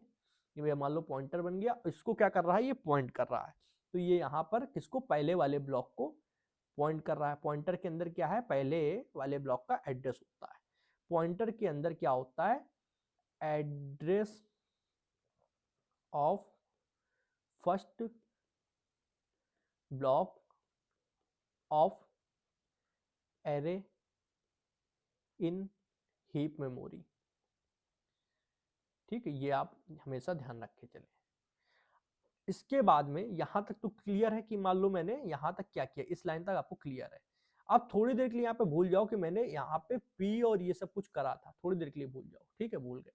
यहां पर आए आपने i equal to 0, i less than n है यहाँ पे 3, तो टोटल 0 से 3 तक मतलब 2 तक जाएगा, मतलब 3 बार आप वैल्यू डाल सकते हो पॉइंटर के अंदर। आपने सबसे पहली बार वैल्यू डाल दी एग्जाम्पल पे, मान लो यहाँ पे 5, ठीक। 5 के बाद आप नीचे आए, आपने कहा pointer plus plus, pointer plus plus करने पे क्या किया, पॉइंटर को आगे बढ़ाया। तो पॉइंटर को सर आगे बढ़ा लेते हैं, ये पॉइंटर है, ओके, मुझे इसको आगे बढ़ाना है भाई साहब। यही चीज यार, कुछ कुछ चीजें फंसती हैं, चलो इसको बाहर रखते हैं। ये आप मान लो हीप मेमोरी के अंदर ही बना था, ठीक है। अब मैं इसको सिलेक्ट कर पाऊंगा अच्छे से, पॉइंटर इस जगह पे आ गया, ठीक है। और ये एरो भी क्या कर रहा है, यहाँ पे इसको पकड़ के रखे हुए, ठीक। फिर हम लोग दोबारा से स्कैनएफ में वैल्यू डालेंगे। इस बार मान लो मैंने वैल्यू डाल दी 8, तो यहाँ पे 8 डाल दिया, यहाँ पे 8 डाल दिया, ठीक है। फिर यहाँ पे पॉइंटर प्लस प्लस होगा, ये पॉइंटर आगे बढ़ जाएगा। तो इस बार पॉइंटर का एड्रेस क्या है, इस वाले x44 का है। अब नेक्स्ट बार हम लोग जब जा रहे हैं तो हम लोग मान लो इसको आगे बढ़ाते हैं, यहाँ पे आ गए, ठीक है। अब इसके अंदर वैल्यू कुछ डालेंगे, फिर स्कैनएफ चलेगा, तो स्कैनएफ में मान लो इस बार मैंने डाल दिया 6, ठीक है, यहाँ पे 6 डाल दिया। इस समय पॉइंटर के अंदर क्या है मुझे ये बताओ। इस समय पॉइंटर के अंदर एड्रेस है x48, x48 किसका एड्रेस है, एरे के थर्ड ब्लॉक का। यहाँ पे एरे के थर्ड ब्लॉक का ओके एड्रेस है। ठीक, फिर हम लोग आते हैं प्रिंट एफ में। इस बार हमको प्रिंट कराना है। ठीक है, प्रिंट कराने से पहले ये जो p प्लस प्लस है इसको मैं यहाँ पे मान लो थोड़ी देर के लिए है नहीं, इसको गैप कर देता हूँ। अब print F %d star P की जगह मान लो यहाँ पे ptr ही लिखा होता है। ठीक है, अब ptr से जब हम लोग प्रिंट कराते हैं तो यहाँ पे मान लो कंप्यूटर स्क्रीन पे सिर्फ 6 प्रिंट हो जाता है। क्यों? क्योंकि पॉइंटर के अंदर तो सिर्फ ये थर्ड ब्लॉक का एड्रेस है x48, तो x48 के अंदर जो भी वैल्यू है वो प्रिंट हो गई। अब ये हमको स्टार्टिंग की जो वैल्यूज प्रिंट करानी है, हम लोग इस पॉइंटर को वापस पीछे कैसे ले जाएंगे? या तो पॉइंटर माइनस माइनस करो, एक ये सिचुएशन हो सकती है, या फिर जब हम लोग यहाँ का एड्रेस छोड़ दिए हैं तो अब इस एड्रेस को हम लोग कैसे पॉइंटर को वापस लाएंगे, या फिर कैसे मान लो आगे अगर यूज करना है इस एरे का पॉइंटर से मान लो हम लोग प्रिंट कराना चाह रहे हैं तो कैसे कराएंगे? तो ऐसे सिचुएशन में हम लोग पहले क्या करते हैं, पॉइंटर का जो एड्रेस है, पॉइंटर का एड्रेस क्या है, एरे के फर्स्ट ब्लॉक का एड्रेस मॉडिफाई होने से पहले। मॉडिफाई कब हुआ? जब ये पॉइंटर प्लस प्लस हुआ है। तो पॉइंटर प्लस प्लस होने से पहले ही हम लोग ने क्या किया, पॉइंटर का जो भी वैल्यू है उसके अंदर पी के अंदर डाल दिया। ये भी एक पॉइंटर है, इसके अंदर डाल दिया। तो ये एरे के फर्स्ट ब्लॉक का एड्रेस जो था वो अब इसके अंदर आ गया पी के अंदर। ठीक है, पी के अंदर आ गया। अब पॉइंटर यहाँ प्लस प्लस होके ये तो थर्ड वाले पे आ गया है, पर ये जो पी है ये अभी भी क्या कर रहा है, अब क्वेश्चन मार्क की जरूरत नहीं है, ये अभी भी इसको टारगेट कर रहा है। तो पॉइंटर भले ही आगे बढ़ गया पर पी तो अभी भी क्या है, फर्स्ट ब्लॉक पर है, रिजर्व है, और वो इसको क्या कर रहा है, यहाँ पे पकड़े हुए है। अब जब हमको प्रिंटफ कराना है, ठीक है, जब हमको प्रिंटफ कराना है, वैल्यू प्रिंट करानी है, तो हम लोग यहाँ पे %p जो है इसकी मदद से करा सकते हैं। तो %p अभी कहाँ है, फर्स्ट ब्लॉक पे, तो वैल्यू क्या प्रिंट होगी, इस बार 6 नहीं प्रिंट होगी, इस बार प्रिंट होगी 5। ठीक, फिर p को क्या कर देंगे हम लोग, आगे बढ़ा देंगे, p प्लस प्लस कर देंगे। तो p प्लस प्लस करने पे क्या होगा, इस बार p आगे बढ़ जाएगा, ये लो। ठीक, अब नेक्स्ट वैल्यू अगर हमको प्रिंट करानी है, प्रिंटफ चल रहा है ना, तो नेक्स्ट वैल्यू 8 प्रिंट हो जाएगी। ठीक है, नेक्स्ट वैल्यू क्या प्रिंट हो जाएगी, 8 प्रिंट हो जाएगी। फिर हम लोग p को आगे बढ़ा देंगे एक बार और। ठीक है, यहाँ पे एक बार p आगे और बढ़ा देंगे, इस बार क्या प्रिंट हो जाएगा, इस बार प्रिंट हो जाएगा हमारा 6, ये लीजिए 6 प्रिंट हो जाएगा। ठीक है, इस यहाँ पे इससे। और अगर आपको ये हो कि मान लो आगे भी कहीं यूज होना है, अभी पॉइंटर का ये जो एरे का यूज होना है, तो हमेशा एक काम करें, वापस फिर से यहाँ पे पॉइंटर के अंदर p की वैल्यू डाल दें। तो p की वैल्यू वापस पॉइंटर के अंदर डाल दोगे तो हमेशा जो फर्स्ट एरे का एड्रेस है वो हमेशा बचा रहेगा। अगर ऐसा ना हो कि आप मान लो पहले ब्लॉक का एड्रेस गायब कर दें, किसी भी वेरिएबल के अंदर पहले ब्लॉक का एड्रेस है ही नहीं, तो आप क्या करोगे, इस एरे को कैच कर ही नहीं पाओगे।